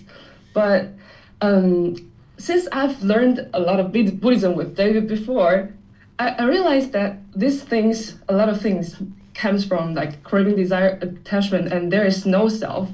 But I still feel like more confused, like trying to practicing what I've learned in Buddhism into the real life. Because like the world is full of like trying to label you or let you chase some dreams, or if I didn't get a diploma, I cannot work in a university. So I found it's really difficult. Like what should I do? I feel really challenging like doing my master's here. Is it because I'm chasing something that I don't want, or like the reason why I feel unhappy is because is all things coming from my cravings? Like I have no idea like what this kind of complicated like confusion comes from. So I wonder if Teacher David, you have experienced this kind of stuff, like practicing the Buddhism before in your real life. I found it super difficult. Yeah, all those things you're saying are true. That when you have craving, desire, attachment, your mind will be very confused, very muddled. It'll feel sometimes very congested and like you're hitting a brick wall. What everything comes back to, that is the number one problem that the Buddha discovered in the mind, is the lack of wisdom, the unknowing of true reality, or the ignorance. That's like the number one problem that he discovered. And that's the whole reason why craving exists in the mind, is because of the unknowing of true reality. And you learn that as you learn these teachings. So there's some wisdom that you need that you don't have. and that's what's making it difficult for you. And sure, there's cravings in there that are making it difficult as well. But if it wasn't for the lack of wisdom of your cravings, if it wasn't for the lack of wisdom of how to train your mind to eradicate the cravings, then you wouldn't have the cravings. So it ultimately comes back to the lack of wisdom. So that's why everything on the teachings of the Buddha, everything on this path is all about cultivation of wisdom. And that's why you're never interested in believing anything. You'd like to be able to see the truth for yourself. So it's through the cultivation of wisdom and training your mind that is going to eliminate the cravings and make life effortless for you. Do you need to say something, Alicia? Okay, 1 second. There you go. You can unmute. We have it set up where you have to unmute. Thank you so much, David. Yeah, You're welcome. I got it. I think I need to train my mind more, probably. Yeah, it always comes back to that. There's more training that needs to happen. And So that's the reason why I came back. yeah, and it starts with the cultivation of wisdom. So you're in the right place. I'll help you. Thank you so much. It means a lot. Yeah, you're welcome. Thanks. Okay, we'll move on to Leo. I had seen before that he had his hand up for quite some time and put it down, and now it's back up again. So. Oh, yeah, thank you. Yeah, thank you, Samantha. Yes, I would like to understand, because you shared that your grandmother was really teaching you good moral conduct and was warm and friendly to you. And your mother is the daughter of your grandmother. So it's interesting for me why your mother was doing like the opposite of your grandmother. Does your grandmother didn't teach her how to be a good moral person? Yeah, this is just interesting for me how someone goes this wrong way. And maybe another question I also would like to... Let me answer the first one first, if you don't mind. You know, you can have someone teaching in 2 different students, and those 2 different students have completely different results, right? Because it's the individual decisions that those people are making. So while my grandmother, I'm sure, taught my mom exactly the same things that she taught me, my mom chose not to go forward with those things, to not adopt that as wisdom and make those wise decisions. So it's not a function of what grandma did, it's a function of what mom did. Just like me as a teacher, I can teach 20 people, and a certain number of people might get to enlightenment and a certain number of people may not, because it's all based on the decisions of the individual, that the decisions that that person makes. So my grandmother was very loving and kind, and she taught all of us, grandkids, kids, many people. And also many of the lessons that I learned through life was through observing and observation. So one of the things, the way I learn is by observing people. So I observed the warmth and the love and the kindness and the generosity, the equanimity, the compassion, all of this of my grandmother. And I learned through that. But that was a choice that I made to see those things and learn from it, where somebody else was right there too. And they could see how my grandmother was functioning, but they didn't choose to learn those lessons. So it's always the choice of the individual, not the teacher. It's your individual choices that are going to lead to any particular result. Okay, yeah, interesting. Okay, then I also would like to, or would be interesting, because your dad, your real dad, left you quite early, I think. And have you met him later, and how was your meeting with him? How was your relationship then? Yeah, we met when I was 20 years old. At that time, the internet didn't exist. So the way you would find somebody is you would go to the Department of Motor Vehicles and you would fill out a form, and you fill out whatever information you have about this person, and then they would contact that person and tell them that you were interested in talking to them. So my sister had filled this out, and it didn't take very long, and he contacted us and said, hey, you guys are looking for me. I'm interested in spending time with you. So by that point, my girlfriend had died. I was very sad. I was having very difficult life, and this was like a stranger. It was like somebody I didn't know before. I heard many stories from my mom and my grandmother about him, and I was trying to set that stuff aside as much as possible. But when I met him, it was like a stranger, like I'd never known this person before. I could tell that I looked like him, my appearance and my body structure and everything. I could tell that I looked like him, but there was never really a close relationship. He's still alive today, and we're connected on Facebook, but we don't talk, we don't have conversations, because there just isn't any kind of history or any kind of relationship. I've let go of any kind of resentment or hostility that I had towards him for abandoning me when I was a kid. And, we're at a happy place, but we just don't have an ongoing, consistent relationship. But if he ever called me up and needed anything, I'd be more than willing to help him. If I ever called him up and said, hey, I need your help with this, he'd be willing to help me, I'm sure. But we just don't have a consistent, ongoing relationship. Yeah, thank you. You're welcome. I think Ted has a question.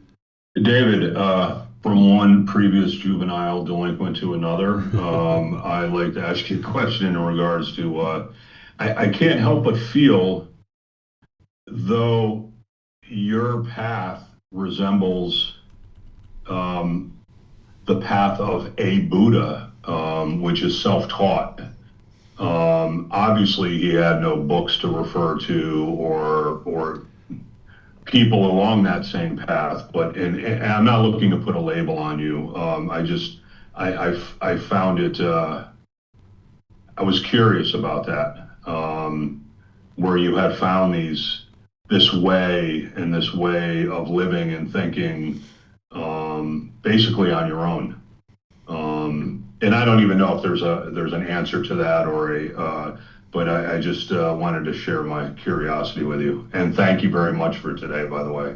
Yeah, you're welcome. Yeah, what people consider me to be is up to them. For me, I've discovered this better way of life.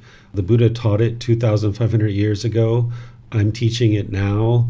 And it's a real path with real results. And for me, my ability to help people isn't dependent on what people consider me to be, or as you used the word, label me to be.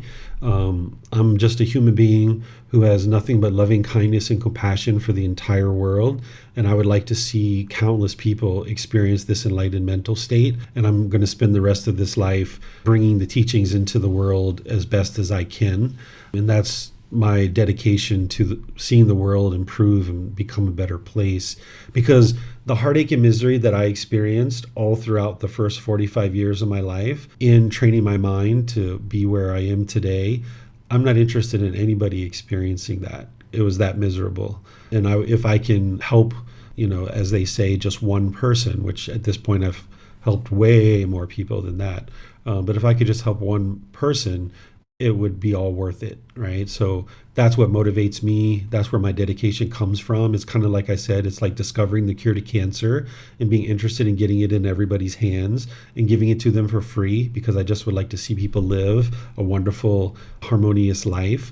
So that's why I'm so dedicated to do what I do on a daily basis. But my ability to help people isn't dependent on people labeling me as any particular thing. In fact, it's better if they don't, and they just look at me as just a average human being just like them, because then they can see that whatever David has overcome in his life, I can do the same thing. So as you said, one juvenile delinquent to another juvenile delinquent, if one juvenile delinquent can overcome all the struggles and challenges in life, another one sure can too. And that's part of what a session like this is all about, so that you guys can hear some similarities in my story with your story and be like, wow, if David could overcome those challenges, then I surely can too. And that's what I would like to be able to leave with you guys, is that, yeah, I've had a turbulent life, but there's a way out of that. There's an escape from that, and it's the teachings of the Buddha. Okay, Teacher David, we have a couple of written questions. I think the one that Vibhab has, you have decided to defer to another time. It was, could you describe your previous lives and what transpired that led to the switch in your mind? Yeah, I think we can talk about that another time. Okay. And then Chris asks, when you refer to God as a being, would this be a deva or something else?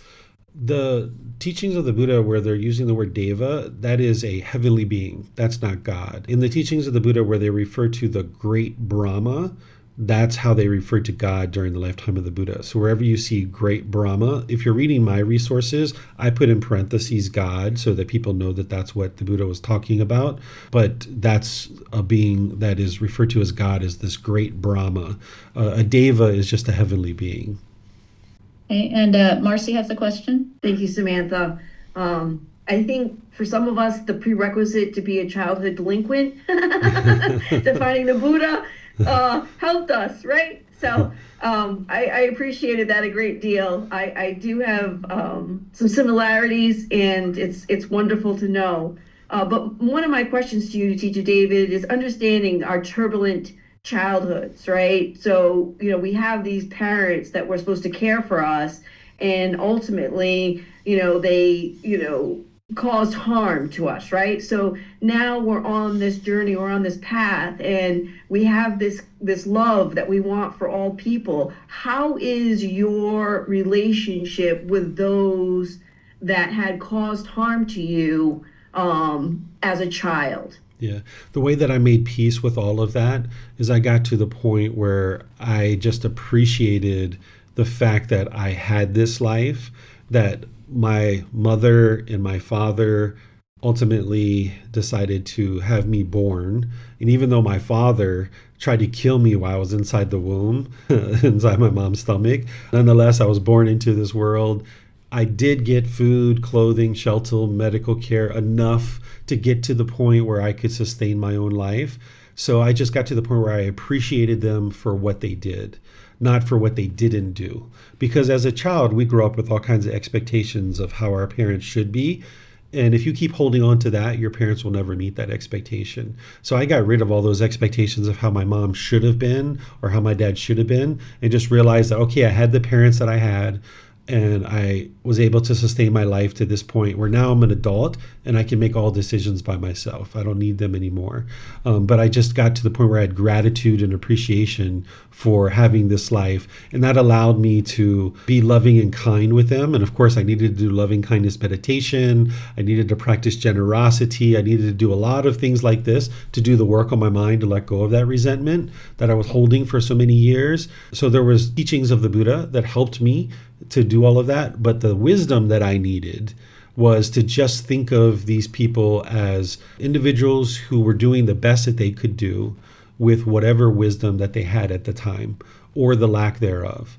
And in their mind, they were doing what they thought was the very best. And it turned out that it maybe wasn't the very best, right? Because you learn from your parents either exactly how to do things really wonderful and well in the world, and they give you all this wisdom, or you learn exactly all the unwise things to do, but you learn from that too, right? And when you can learn from the unwise things, it's like, I told a story this morning at the temple where I remember being at McDonald's one time where my mom had ordered some food.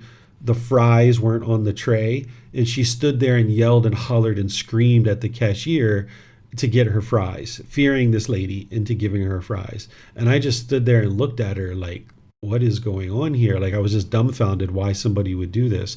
So I've never stood at McDonald's and yelled and screamed at a cashier for my French fries. But my mom taught me through that how unwise that was, because I wasn't interested in ever doing that to somebody. So we learn exactly the wise things to do or the unwise things to do through our parents. And no matter how it came to us, we can just appreciate it, no matter what came to us and how it came to us. But we got that wisdom nonetheless. Hey, Teacher David, we still have quite a few questions here on Zoom. Do you need to check the other platforms? You can go ahead. I'll check while you're doing that. Okay. Vibhob asks, what are your plans for the future, 5, 10, 20 years? My plans are to bring these teachings into the world as vibrantly as possible, restoring the teachings of the Buddha back into the world, helping them to shine in the world for a large international community to be able to understand these teachings so that we have countless enlightened beings in existence by the time I die, and then preserve the teachings during the time that I'm teaching so that after I die that there's countless more people that can experience enlightenment after that. My son has already decided from the age of 8 that he would like to teach these teachings also. So he's planning to start teaching at some point, and I'm sure there'll be other teachers as well. So this is one of the things that allowed the teachings to fall apart from the lifetime of the Buddha, is that there wasn't kind of like an immediate successor that was going to carry the teachings forward. But my son Bailan decided that on his own, he came to me and said that that's what he would like to do. And he keeps saying that over and over. And I've even tried to make sure he's thinking about other things and said, well, have you considered this? Or have you considered that? And he keeps coming back to this and saying, this is what I would like to do. So I suspect that, we're going to have a well-documented path to enlightenment over the next 40 years of my life. I suspect that I will die around the age of 90. We'll have lots of YouTube videos, lots of podcasts, lots of books. We'll have lots of people who are enlightened who can carry the teachings forward. And we'll have my son who will be able to carry it forward as well. So I plan to share these teachings with everybody and anybody who has a sincere interest in learning. I only teach people who are actually interested in learning. If someone is disinterested in learning, I don't share the teachings with them. It's only people who come and ask for the teachings. So as part of that, I'm mentoring and guiding my son as close as possible so that he can learn. So you guys might not know this, but at the age of 10, he started editing the podcast. So the Polycanon and English study group that you guys listen to on the podcast, it's being edited by him. He's 12 and a half years old now, but he already learned all the basic teachings in the group learning program. And now he's learning the Polycanon and English study group by editing the podcast each week. And that's an assignment that he gets, and he gets it on Saturday evening when I'm done. And then he turns it into me before Friday at 9 o'clock. And then I publish it on, shortly thereafter. So he's already in process of learning and growing. He speaks English, he speaks Thai, so he's going to be able to translate all these books into Thai. And he's learning Spanish now too, so perhaps he'll even be able to teach in Spanish someday, who knows. Okay, Robert asks, you've mentioned some mental health issues in the past. What were the issues you had and how did you overcome them? So when I was going through college, shortly after my grandfather passed away, who was very close to me, my mind experienced what people would refer to as psychosis. I started having significant hallucinations. I didn't sleep for like a week straight. And I got to the point where the college was aware what was going on. And the college officials took me to the hospital. And I was in a mental health ward. And they were injecting me with medications. I was in a straitjacket. I had 5-point restraints, all of these kinds of things. My mind was essentially unraveling on itself. And I didn't know what it was. And I was out of my mind anyway, regardless. But as I started to emerge from that, I was told that I had bipolar disorder and that I would need to take medicine for the rest of my life and that my brain was defective and it would always be this way and there was no way that I could ever fix it. That was very heavy for me to be able to hear. I never really believed it, but I believed it enough to take medicine. And I took medicine for 24 years, but it never solved the problem. I always had difficulty sleeping. I always had difficulties with my mind. And by the time I had the experiences that I started having in 2018, I knew that I wasn't mentally ill and it was just a matter of training my mind and I would be able to overcome those symptoms. So as I trained my mind, I was able to completely eliminate the medication. And I haven't had the medication for 7-8 years, since 2018. And my mind is more stable, more peaceful, more joyful than ever any time in the history of my life. And I don't need any medication. I don't have any of those symptoms whatsoever. Because even growing up in school, they used to try to diagnose me with different things and try to put me on medicines and stuff like that. I was always having struggles. I couldn't even fall asleep without taking a handful of medicine. Where now I sleep like a baby. I fall asleep at the snap of a finger. I have a really deep, high quality sleep. I wake up, I feel completely rested and fresh every single morning. So all that turmoil that I experienced through the mental health challenges, the anguish was real, but the cause of it was not. It wasn't that my brain was defective. It was that my mind was untrained. And once I trained my mind, I was able to overcome all those symptoms. So it was through training the mind in the teachings of the Buddha that allowed me to overcome all of that. Teacher David, I think I remember in a previous video that I had seen that you had a similar episode after you came to Thailand and the treatment was quite different, and you had, it seems, a better result with that. Yeah, so I had I had 2 when I was in college. I had one later in life in 2006. 2007. And then I had one when I was in Thailand around 2017. And, in America, it was injecting with medications, it was straitjackets, being restrained to the bed and all these kinds of things.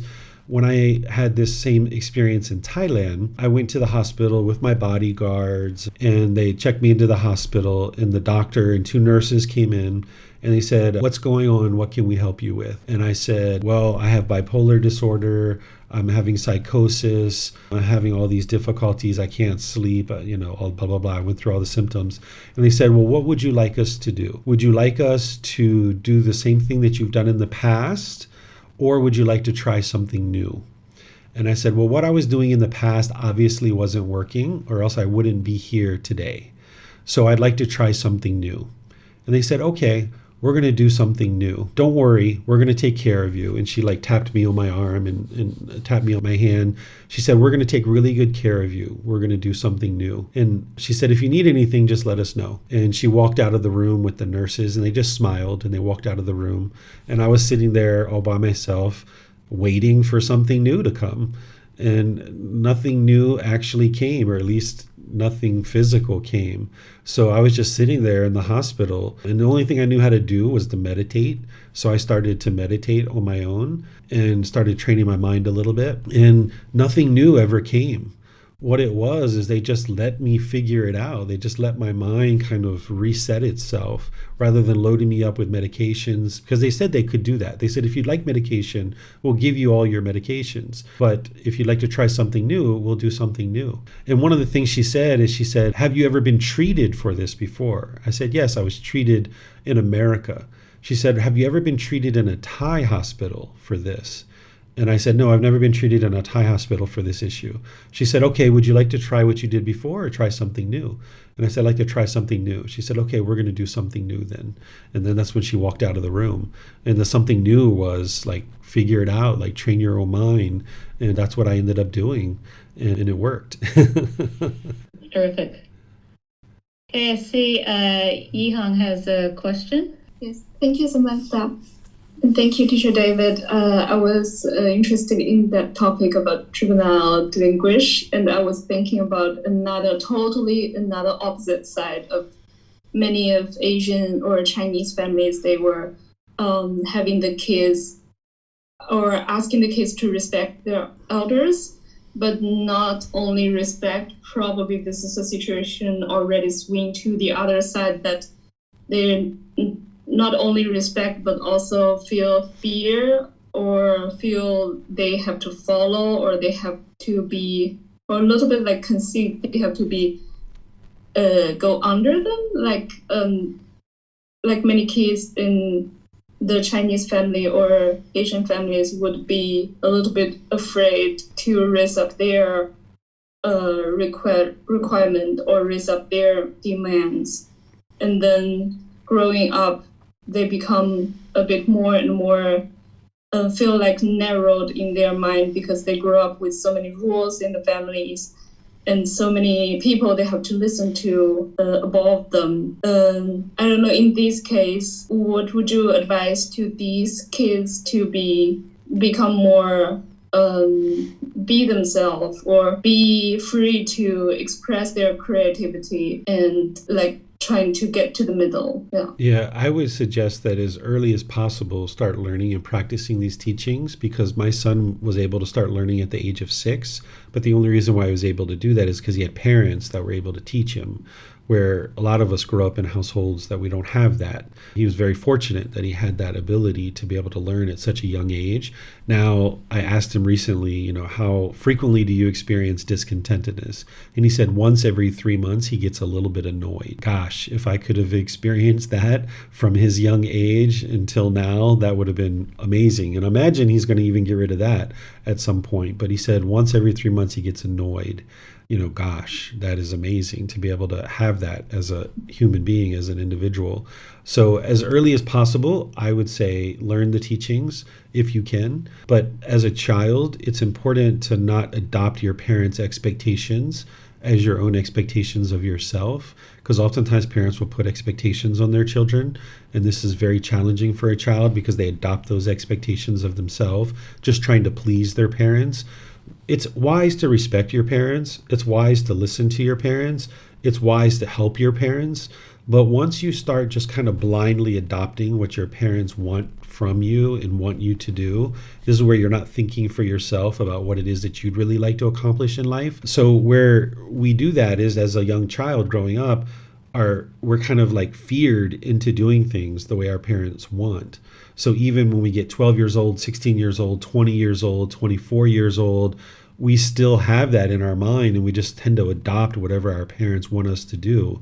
Where I learned around the age of 17 not to adopt the expectations of my family to be my expectations of myself. And I stopped adopting my family's expectations. So that's really important for a child growing up, is to listen to your parents, learn from your parents, respect your parents, help your parents, but don't adopt their expectations of what they want you to do, because they're trying to live their life through you.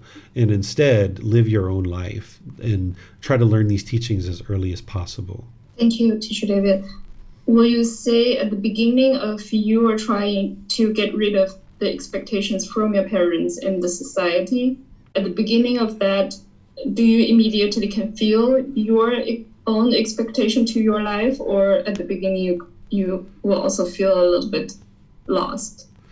I felt very lost at different times during my life, but I was doing things that were helping me on this path without even realizing that's what I was doing.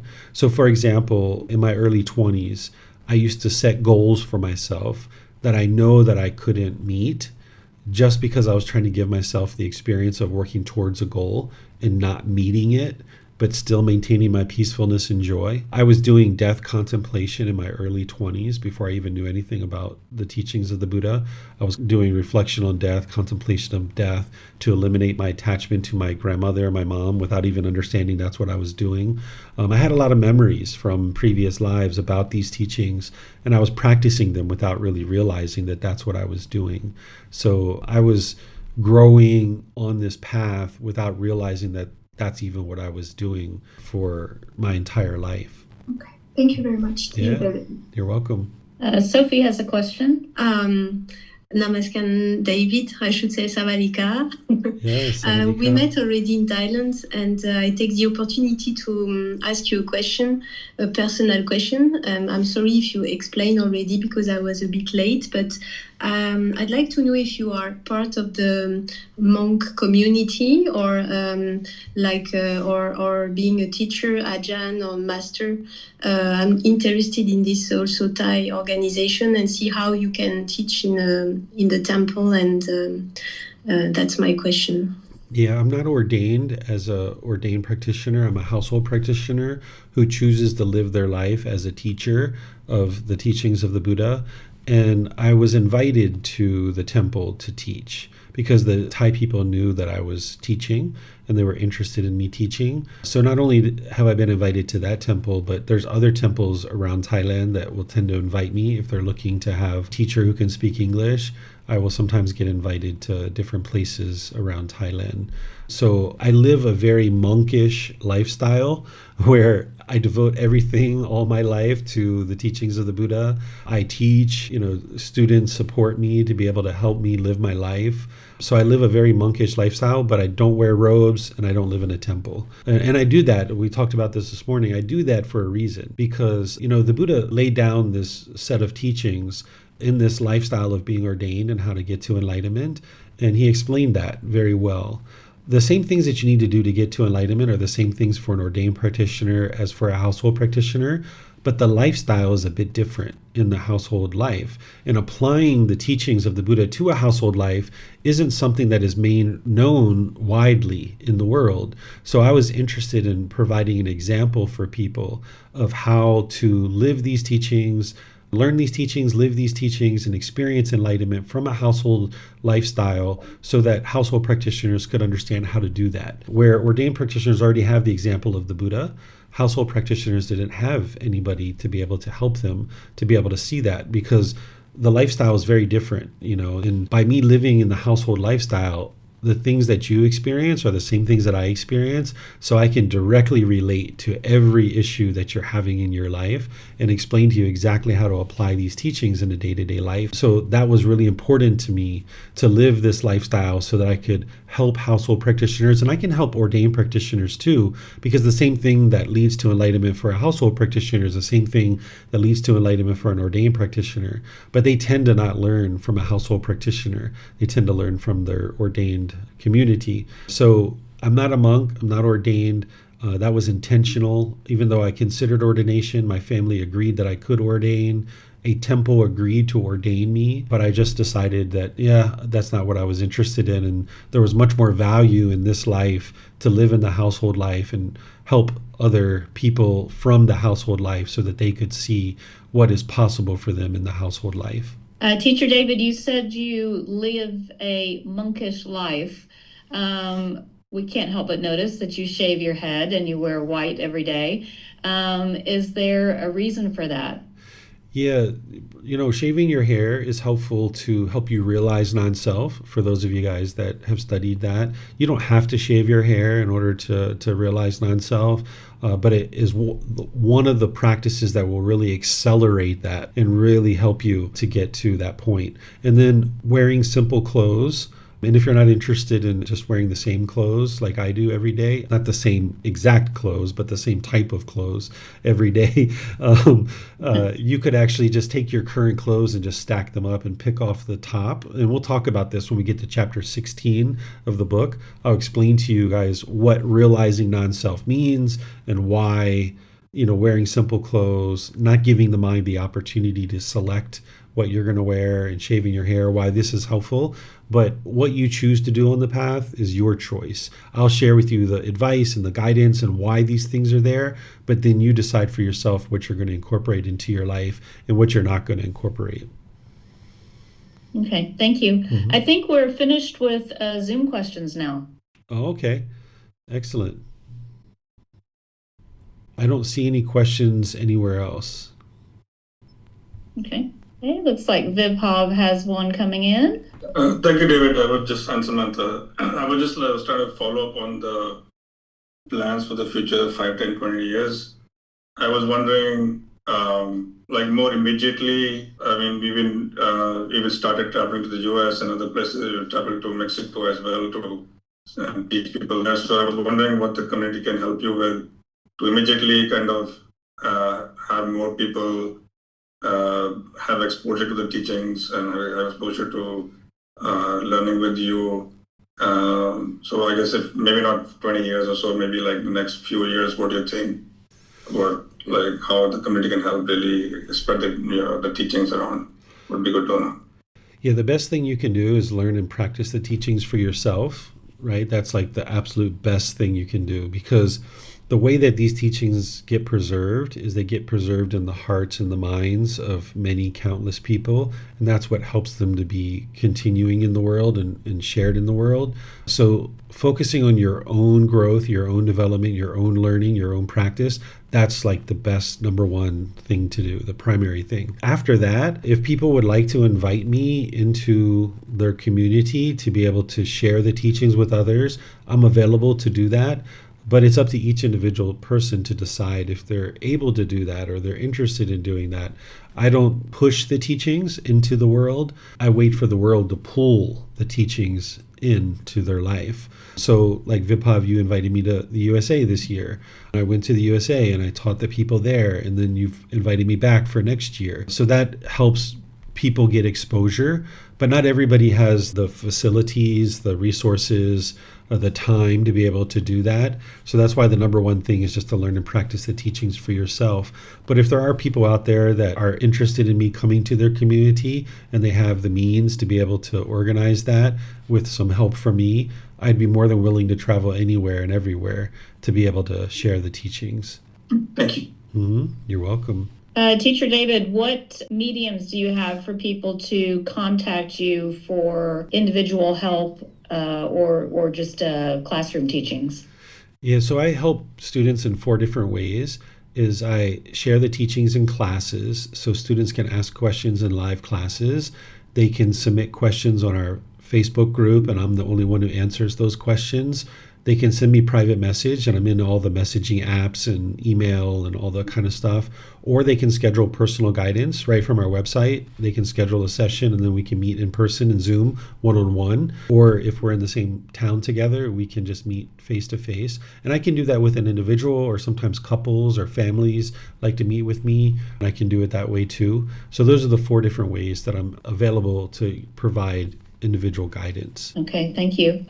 We touched on this earlier, that your life is dedicated to the teachings of the Buddha, and I know just from the times that I've seen you teaching and your availability and whatnot, it's really 24/7. So this is your life, and with that comes no salary. So there is the need for support. And I know that your students do that, but I'm not sure that everyone knows the different ways to do it, besides the one you mentioned before, as far as learning the teachings and following the teachings.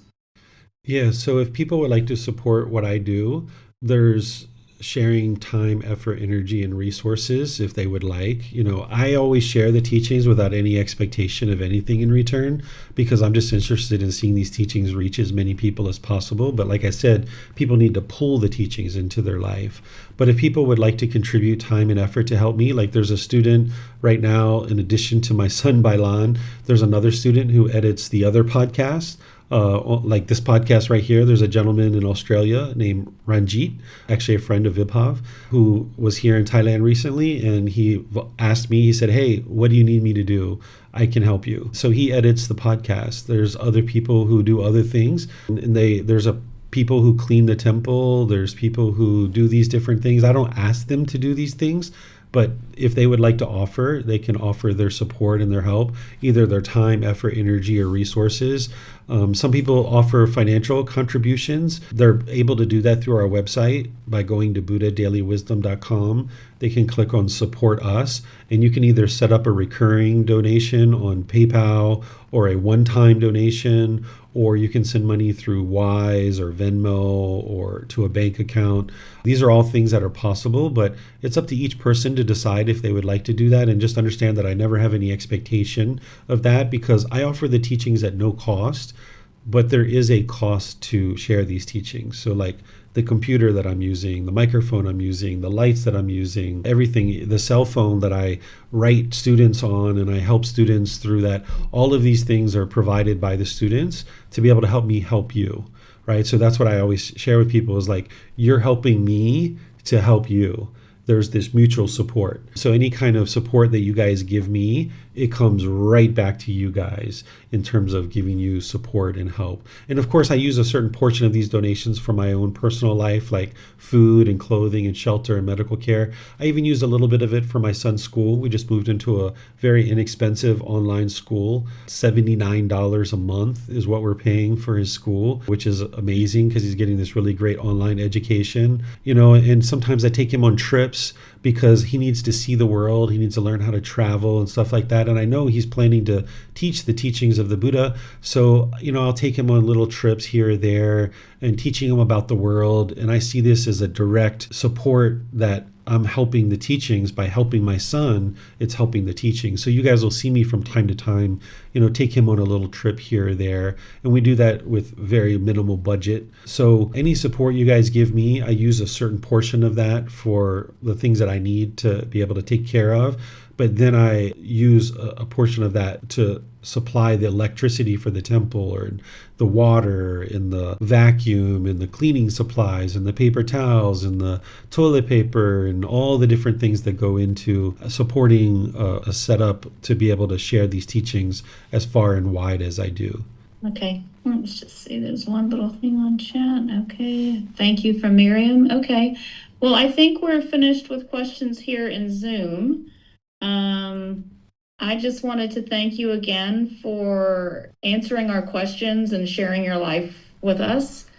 And I think it makes a big difference for people to understand that their teacher has been through as many difficult things as we have, or even more so, and that you're, relatable and you understand what we're going through and available anytime we need you.